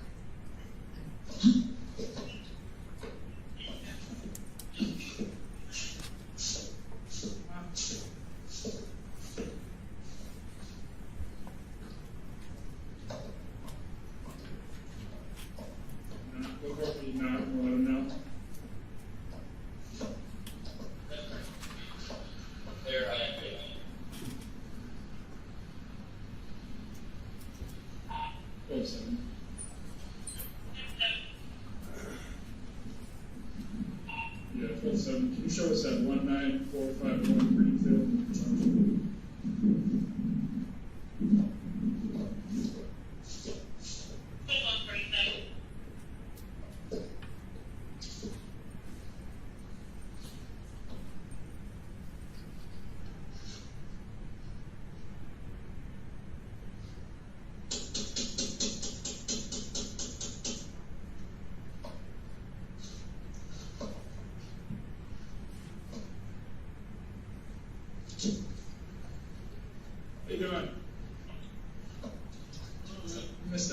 Brazier? What's your name now? Okay. You guys know Zion? Yes. Okay. So you're saying her phone came through here? You don't mind if we just to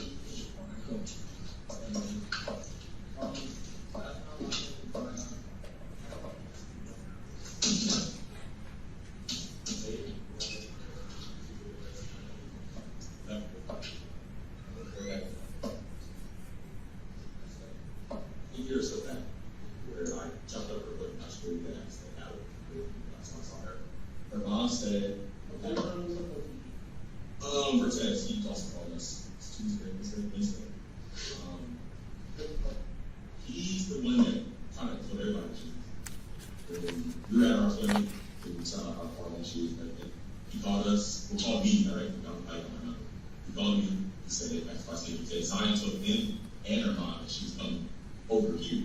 I was like, she's never here. But her location did say she was not here. And I was like, but she was never here. I don't know. But anyway, that whole nonsense happened yesterday. Everybody called me. I had cameras to show I live and she was never here.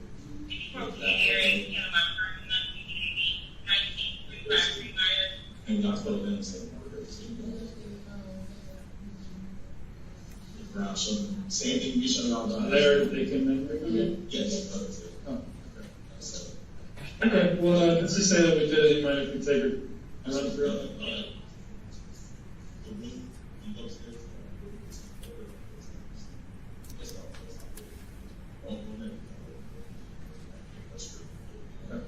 You will be quiet.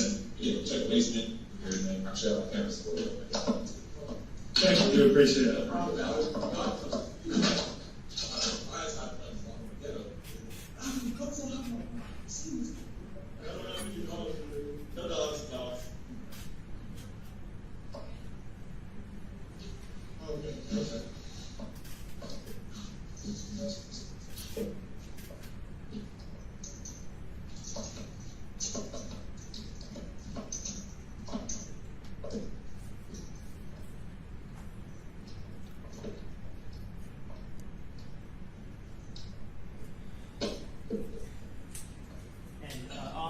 While this is playing, did you and your partner get permission to look through the defendant's home? Yes, we did.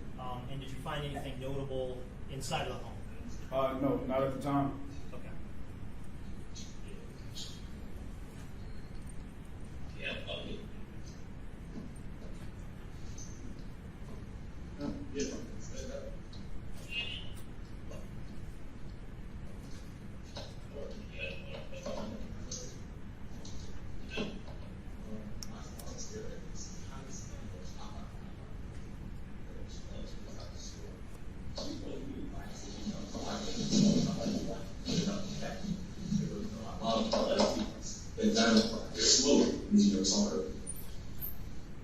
I don't know, it's a lot of weird shit going on. It was weird to me that boyfriend is the one that kind of told everybody, I'm August. Boyfriend, or my number, the whole thing. I just said, they don't understand me.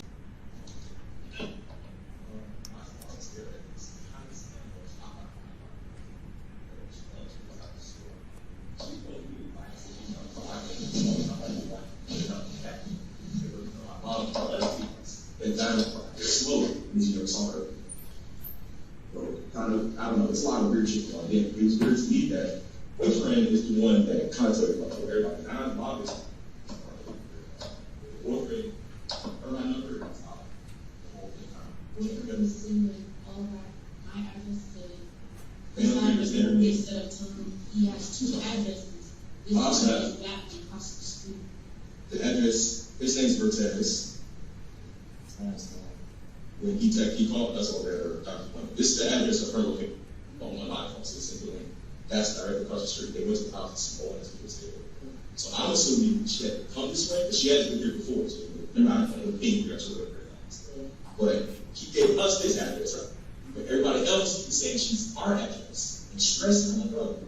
harassing the fuck out of me last night. All night. I know she's getting real out shit. So he's gonna follow her and her career because you, wasn't he my kid? She's gonna do what she's gonna do, but it's architecture. It was, I'm waiting for you guys to talk about myself. My issue, I told my auntie this year, my issue is for the long time.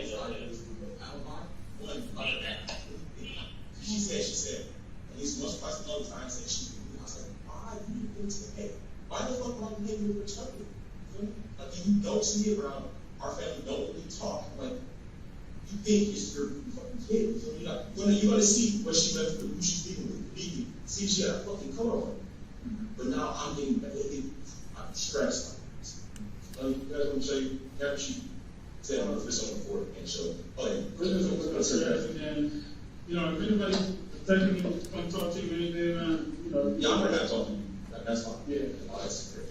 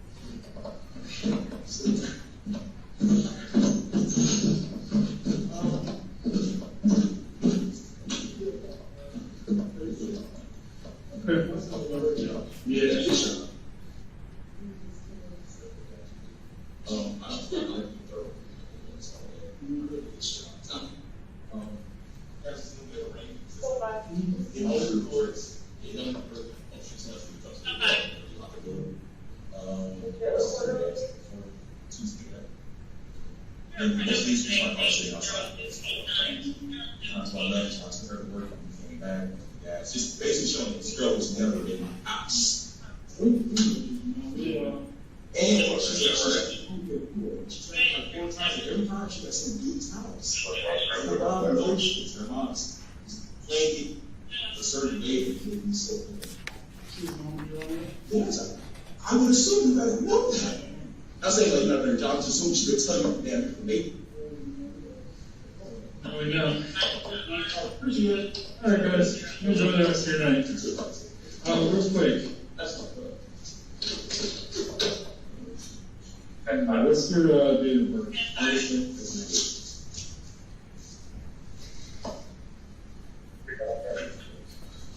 Not phone? Man, I can see that too. Yeah, phone up. 575. And I'm going to stop the video at 9 minutes and 41 seconds. Officer Criswell, I know the audio was a little bit muffled at times, but was the defendant asked about whether Zion Foster had been at his house in the days preceding your interaction with him? I can't remember if I actually asked, or if he was asked if she was over there during the time that she was missing, or prior before. I can't remember, but I do remember talking to him about that she did come over there in the past, but I'm not sure if it was prior to her coming up missing. Okay. Did the defendant make any claims as to the last time that he had seen Zion Foster? Yes. And what was the time that he gave? It was either May or June of 2020 or one of the days. I would have to look at my report just to get it. But it was a while, though. It was a while. And again, if you could take a look at your report and see if that refreshes your recollection as to the date range.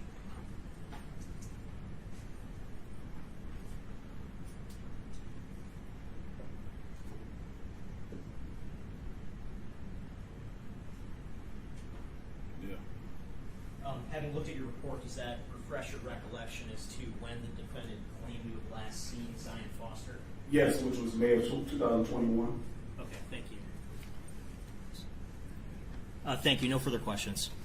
Cross-examine.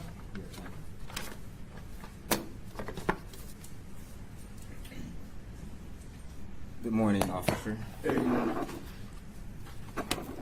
Now, this police run was back in January of 2022? Yes. Okay. Did you yourself author a report? Did I author a report? Yes.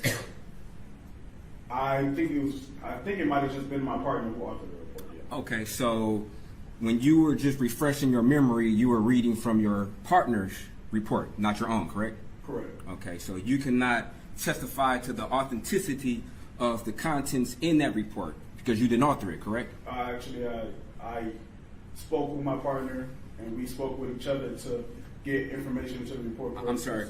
My question was, you didn't author the report, so you can't testify to the authenticity. I didn't write it myself, no. Okay. And you didn't sign off on this report. You didn't sign your name signifying that you adopt the alleged facts in this particular report, correct? No, we don't sign off on reports. We just confirm it with our partners. Okay, you confirm it. So there's nothing that you did that was external. Before our partner sent it in, okay. We check it before we send it in. Okay, you check it. Yeah. Okay, is there any way that you can signify to an outside observer that you actually checked this particular report for the authenticity of the contents within? Outside of my word and my supervisor, no. Okay. And you yourself, you didn't do any type of supplemental report that would illustrate that you checked this particular report on a particular day, correct? Correct. Okay. Do you have any notes that would suggest when you allegedly checked this report? No. Okay. Do you know what date that you allegedly checked this report? What day I would check that report? Yes. Well, I have no notes or none, so I guess I wouldn't have a specific date for Okay. you either as well. And it's a possibility that you did not even check this report. You just took your partner's word for what he put in the report, correct? No, that's zero possibility. I definitely checked the report. 100%. 100%. You just don't know when, correct? It was the day that the report was done. Okay, and why, if I may ask, did you not author your own report? Because it was an informational report on what we did. Okay, but you did something that may have been different than your partner, correct? Correct, and if I had done something significant different from what he did, then I would have done a report on him. Okay, but you just testified to my client allegedly telling you the last time he seen this individual, and that was from your partner's report, correct? Right, because I heard it with my own ears as well. Objection. This entire line of questioning has limited relevance given that the interaction between these officers and the defendant was entirely captured on body-worn camera. I understand that the audio in the system we're using right now is a bit muffled, but if the court would review this in camera, the video entirely speaks. Yeah, I mean, it entirely speaks for itself, I think. And I believe, if I may add, the officer, I'm not sure if he heard it or not, can't testify to what he heard or not. Mm-hmm. But to my understanding, that he couldn't hear exactly when certain things were said, and he had to refer to the report to answer the question. Speaks for itself. I heard the defendant say he saw her last year. Okay.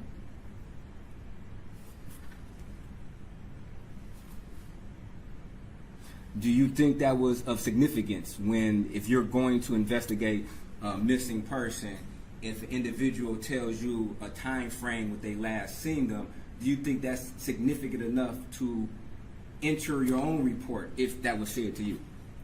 If me and my partner heard it at the same time, then no. But, okay, do you know what your partner heard? How can you testify to what your partner actually heard? Because we speak about, as we do our report, as I was a senior officer at that time, so I make sure I check and we go through what we both heard, what was observed, if I heard or observed anything different from what he did, especially if it was significant, and I would do my own report. I had enough time on the job to know that. And how long you been on the job for? 4 years. As of today or back then? as of today. As of today, so that'd Yeah, have been like 3 that'd have been like 2.5 years ago. Yeah. Okay. And what unit were you in at the time? I was assigned to platoon 3 at that time. Platoon 3. Could you describe your duties in that particular platoon at the time?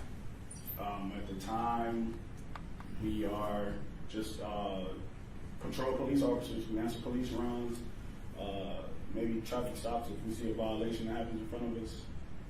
Outside of just routine patrol. Okay.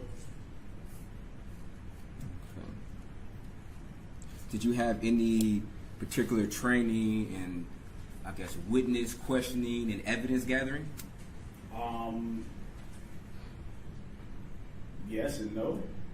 I wasn't questioning him due to the fact that I didn't think he was guilty or not guilty. So therefore, it was just more of a he invited information, he gave information, and we just listened.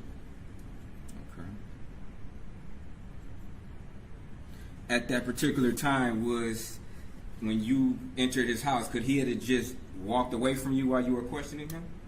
Could he have just turned his back and walked away from you? In your opinion? And once again, I wouldn't question him. He was volunteering. And two, if he wanted to, he could have said, hey, yeah, just get out. Okay. And you would have left.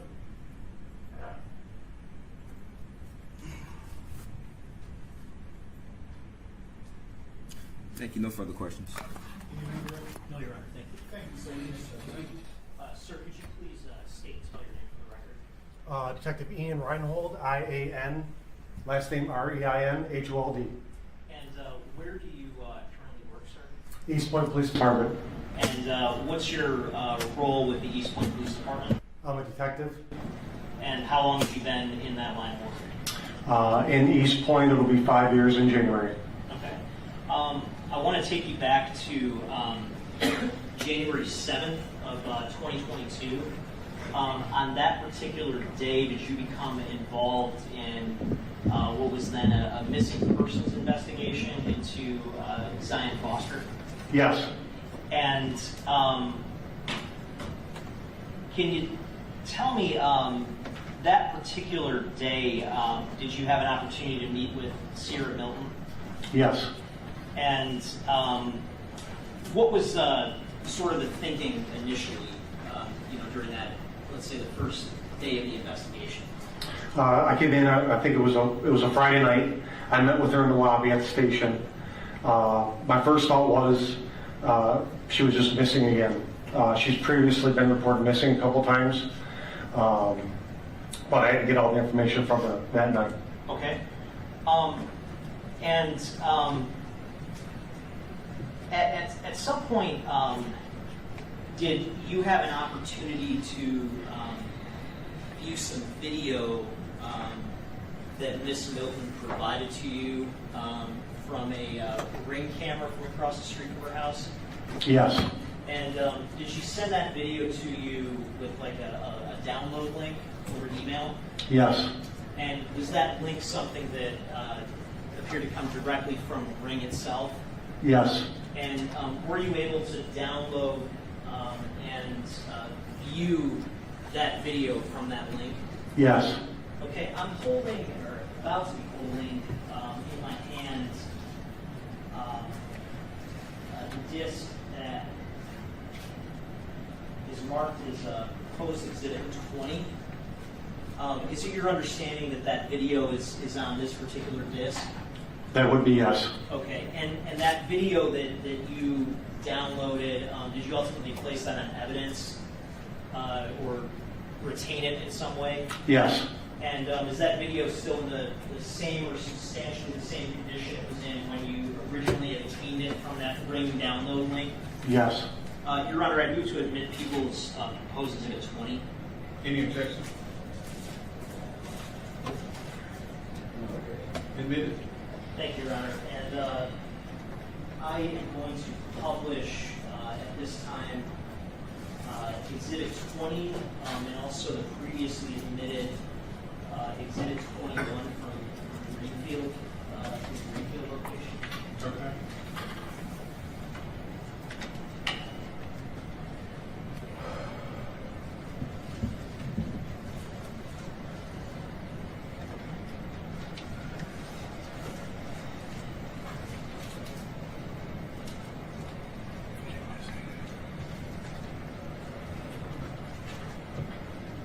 So starting with the Melrose video, it's Exhibit 20.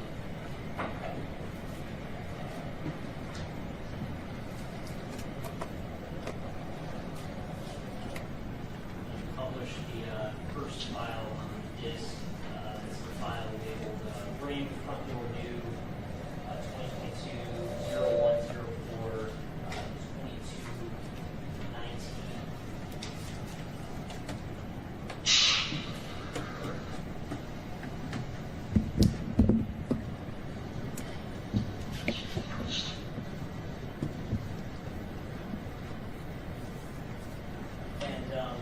Sir, you see, excuse me, it's probably covered, I think it's covered by the Zoom, but is it your understanding that the timestamps on these Ring videos are accurate, or is there some kind of time differential?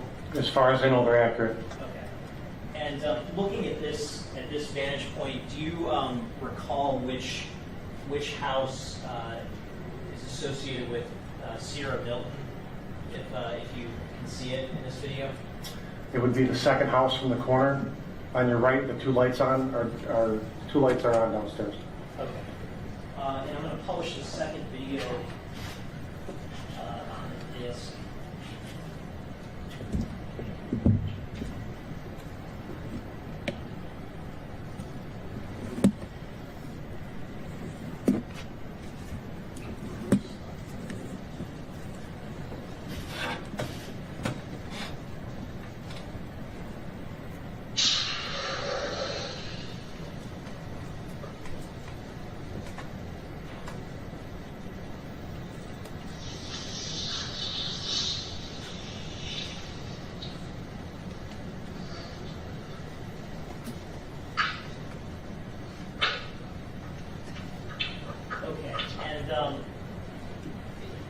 Just to be clear, is the court able to see the timestamp on that?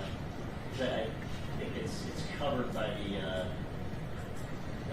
Zoom on the main screen, but I just want to confirm. I don't see a timestamp. On the lower right. Oh, lower right, yes. January 4th, 2022 at 22 and 42, 19 seconds. Yes, thank you, Your Honor. Okay, Detective, so did you see a vehicle just pull into a driveway in the video that we just observed? Yes. Okay, and the driveway that vehicle pulled into, is there, I guess, any significance to that particular driveway? No. Where is that driveway relative to Sierra Milton's house? That driveway is one house to the right. Okay. When I'm looking at it. Now, this particular vehicle that we see depicted here, during the course of the investigation, did you have an opportunity to become familiar with the type of vehicle that Jaylin Brazier drove at this time? Yes. And what type of vehicle was that? I believe it was Acura. It was white, tinted windows. Okay. And would that be consistent or inconsistent with the type of vehicle depicted here in Exhibit 20? That'd be consistent with that vehicle. Okay. I'm also, for the record, going to publish the Greenfield video that has been admitted as People's Exhibit 21. And I'm going to start with a file. There's 3 files on the disk. I'm going to start with a file ending in the digits 0441.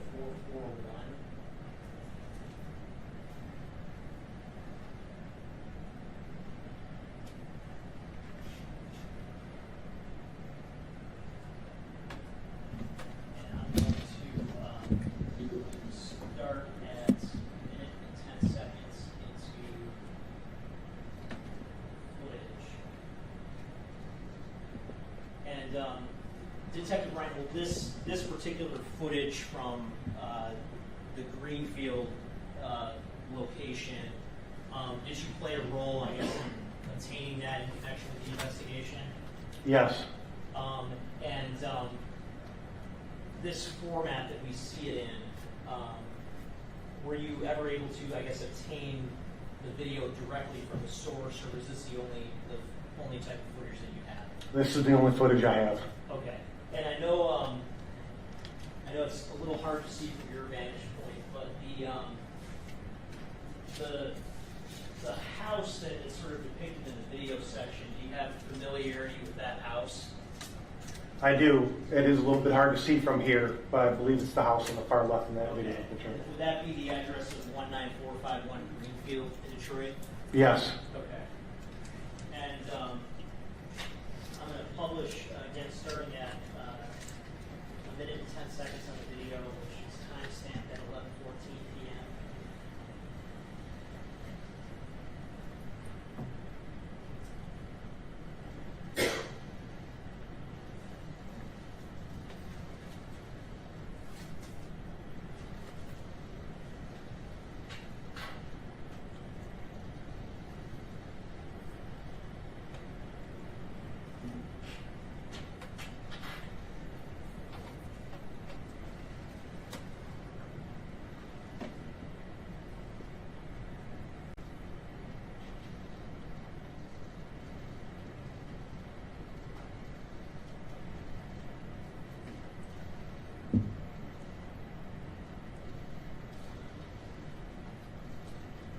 Stop at 1 minute and 59 seconds. Seconds at the 11:15 p.m. timestamp. I guess what's the in connection with the investigation? What's the significance of this particular portion of the video? This video here matches. I believe the vehicles are the same that picked Zion up from East Point at the Melrose address, and this vehicle are the same. In that they're both Zion, if I could see that video correctly, it looked like Jaylin and Zion were walking to the house to the front porch. Okay. And you can't, I guess, identify the people specifically due to the quality of the video, is that correct? That's correct. But how many people are you able to see walk toward the front porch of the house at that 11:15 p.m. timestamp? 2. Okay. I'm now going to publish file on Exhibit 21 that is labeled rather than ends in the numbers 1183.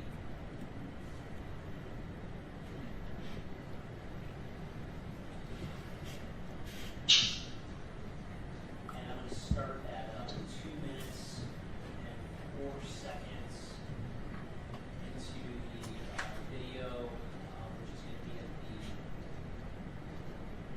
1:41 a.m. Timestamp.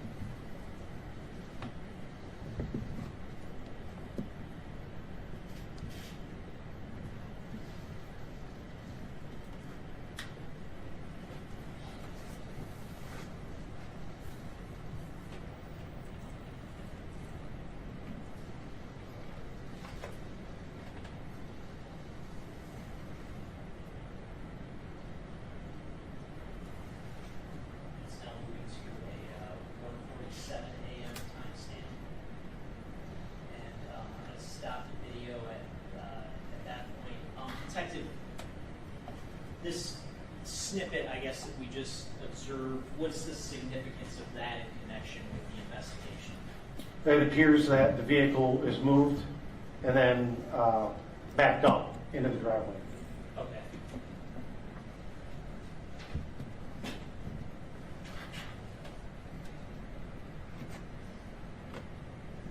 Presuming in 2 minutes and 45 seconds, we just saw the 1:47 a.m. timestamp.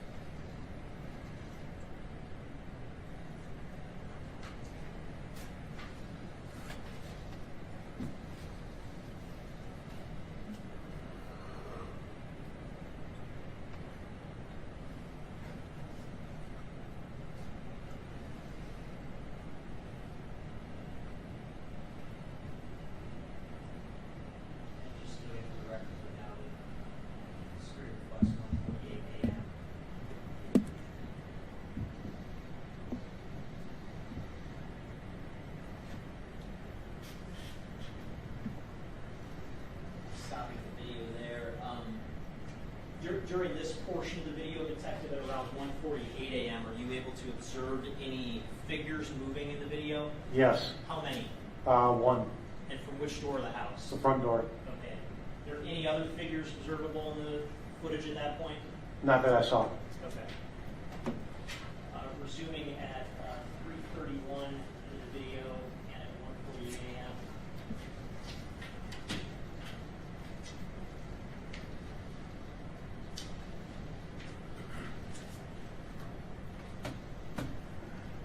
Stopping the video at 3:40 at 1:48 a.m. Is there any significance, I guess, to this portion of the video that just played? Are you able to see the... I'm not, I really can't see the video or on the side of the house right there. Okay. But you've reviewed this footage previously? Yes.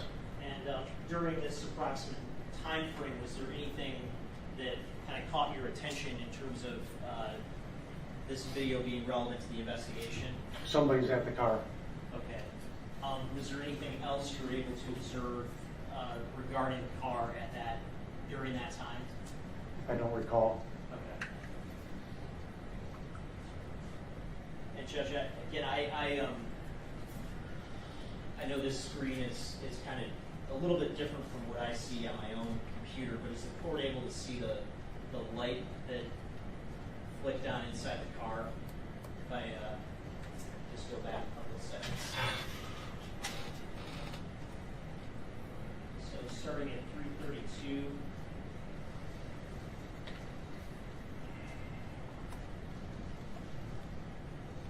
Yes.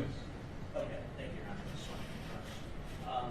So I'm going to resume publishing then until the 4-minute and 38-second mark in the video.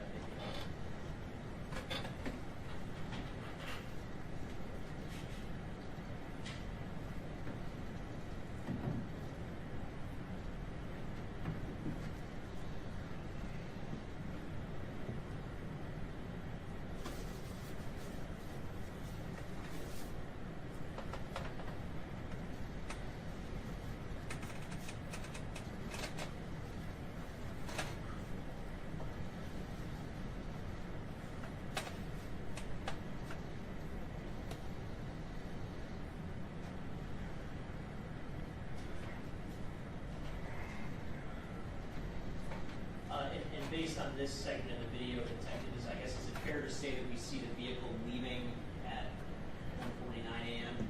Yes. And I'm now going to publish the segment of the final video, which is a file that ends 1894.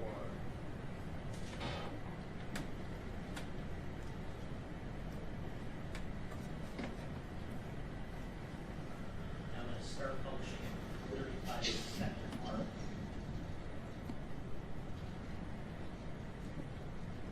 Which is going to be a 2:15 a.m. timestamp.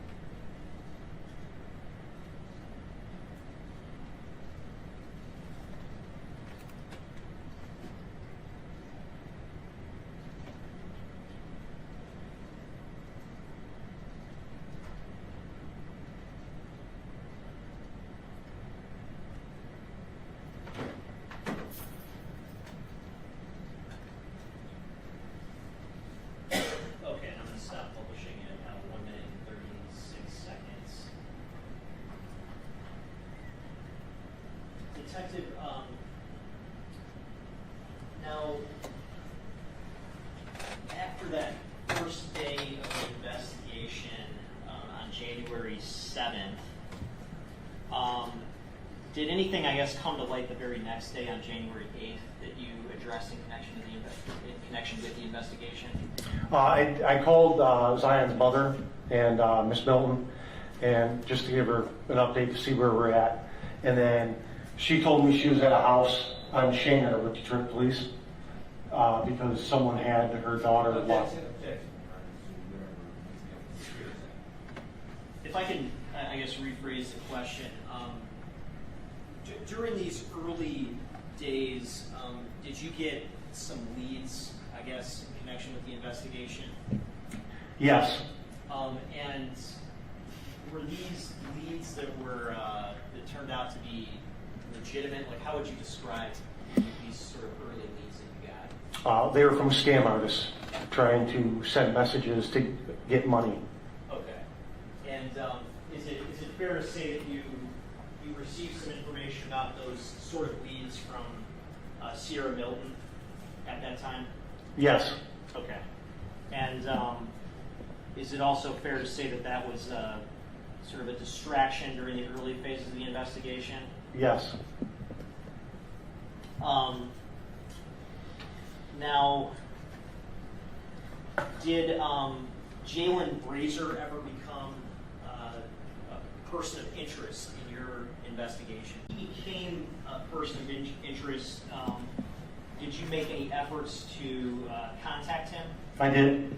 And I want to take you, starting first on January 10th of 2022, did you have an opportunity to call Jaylin Brazier that day?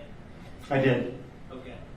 And just for the record, at a later point during the investigation, did you actually sit down face-to-face with Jaylin Brazier? At the end of the investigation, yes. And you were part of a team that took a statement from him eventually? Yes. And throughout the course of that meeting, did you have the opportunity to become familiar with both his appearance and his voice? Yes. And do you see him in court today? Yes. And just for the record, can you describe what he's wearing and point him out? Green jumpsuit, white t-shirt on underneath. Okay, thank you. If the record could reflect that the witnesses identified the defendant. So noted. So in this January 10th, 2022 conversation that you had with the defendant, did you ask him about Zion's disappearance? Yes. And did he claim to have any information about that? He did not have any information. Okay. Did he make any statements to you denying that he had any information? Yes. And what specifically did he say, if you recall? He hasn't seen her in months. She uses his house as an excuse when she runs away. Okay. How about the very next day? Did you speak with the defendant again on January 11th, 2022? Yes. And what was the nature of that sort of discussion? I asked him to come in and talk regarding the case. I don't recall if I asked him the day before or the following day on the 11th why her phone was at the Greenfield address. Okay. I believe I asked him to come in on January 13th and if he could take a polygraph.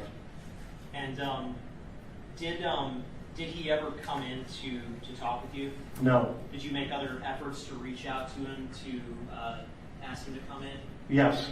Okay. And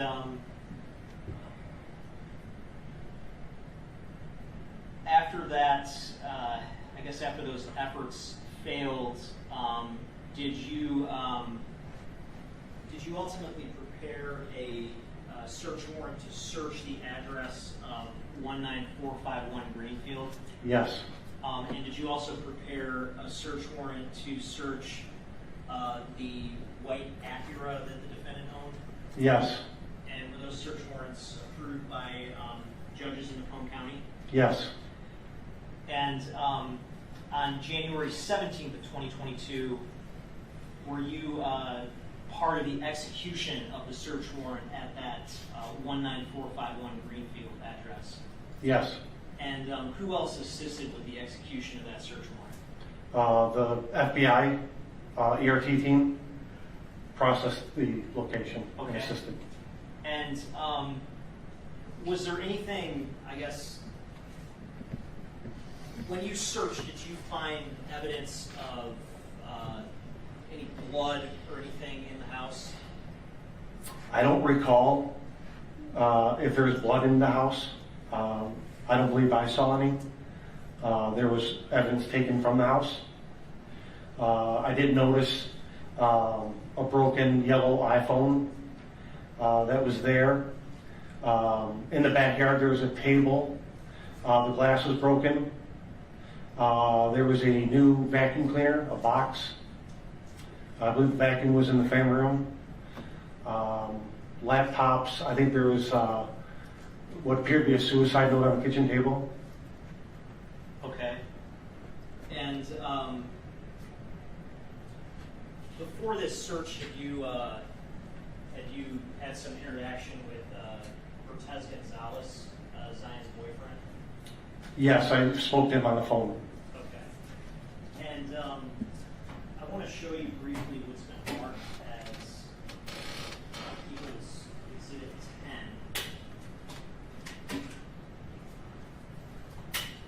10. Do you remember seeing this screenshot that Mr. Gonzalez provided? Yes. And after actually going to that 19451 Greenfield address, did you notice anything relevant about this particular screenshot? Yeah, when you walk in, it appears to be the same paint, the same cut at the ceiling, and then there's a couch right underneath where that person is sitting. Okay.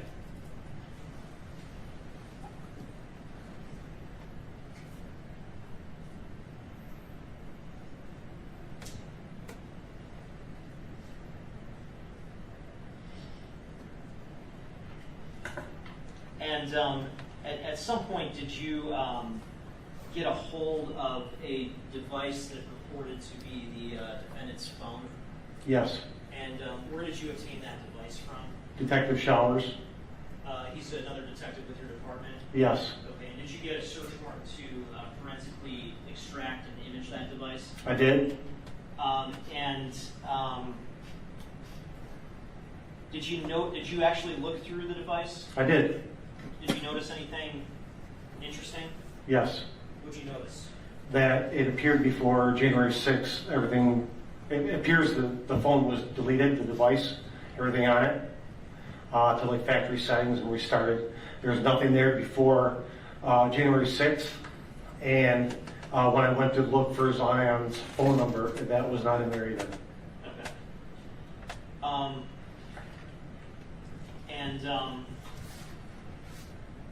So when you looked through the phone, were you actually looking through the physical phone? Yes. And did you later turn that phone over to the Detroit Police Department for forensic imaging? I did. Okay.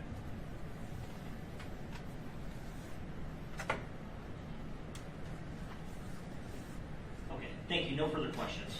Good afternoon, Detective. Good afternoon, sir.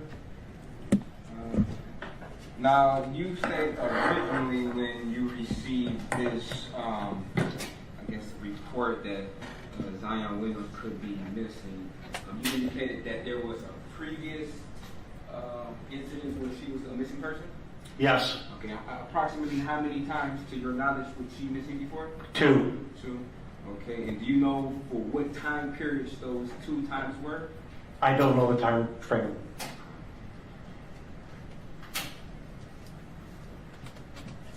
Now, you looked at a Ring camera, and you stated as far as you know, it was an accurate time. Did you do any type of independent investigation to verify the authenticity of the date and time of that Ring?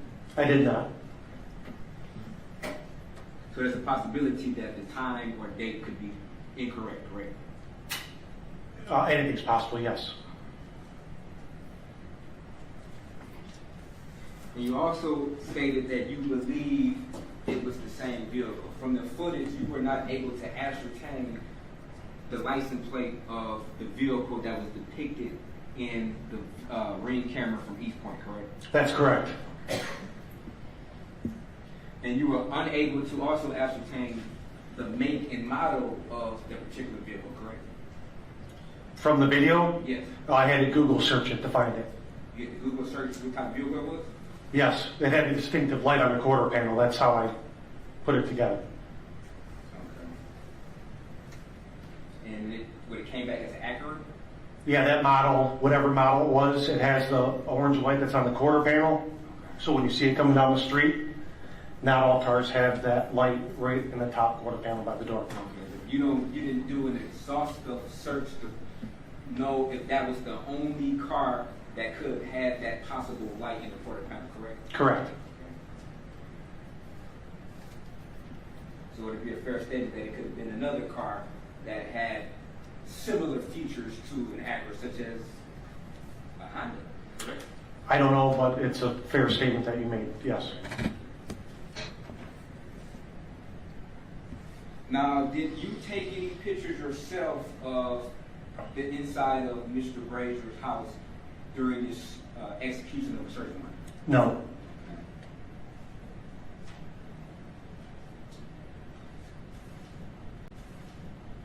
And how often do you participate in search warrant executions?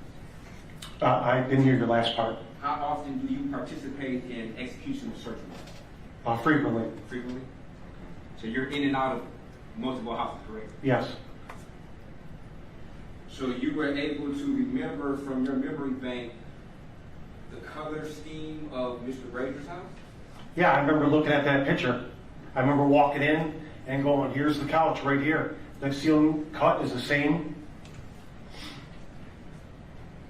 You put that in your report? Yes, I did.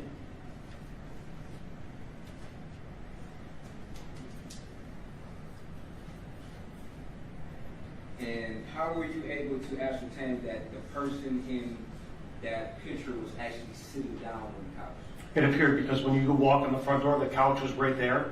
So that person, if they were sitting there, we kept playing with the image to look what would be behind you, and it was just reversed, the image. You say we, who was we? Whoever I was with at the time. You personally didn't take any pictures? I did not take any pictures, no. Did you review any pictures that came from the execution of the search warrant? I have not. You have not. So you're just going on your memory based upon that this is the same location from the picture, correct? I remember that Mr. Gonzalez sent me that picture, and I remember the picture looking at it, yes. When did he send it to you? I don't remember the exact date he sent it to me. But it would have to be at least a year and a half, approximately, correct? Today, correct? Yeah, but this is, okay. Yeah, it was. It was that long ago. And approximately how many search warrants have you executed since that time? Approximately?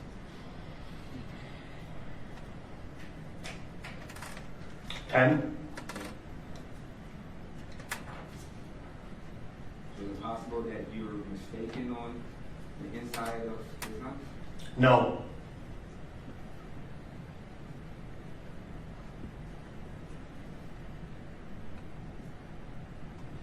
Now, during the course of your investigation, you spoke to an Alima Hall? Yes.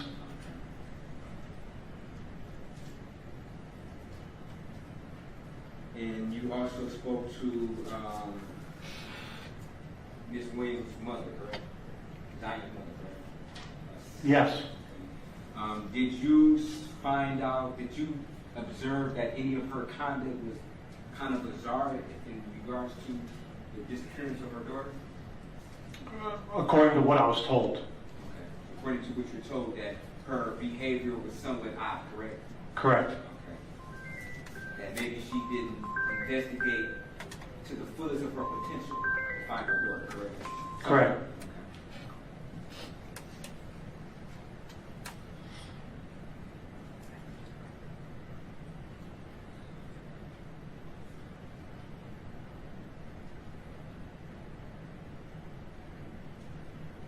Now, you were unable to see who exited this vehicle on Greenfield, right? You were unable to make a positive identification of individuals who exited the car on Greenfield in Detroit, in that area, correct?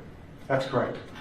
So when you stated that you think it's Jaylin, that's just your opinion. You're making an assumption, correct? Correct.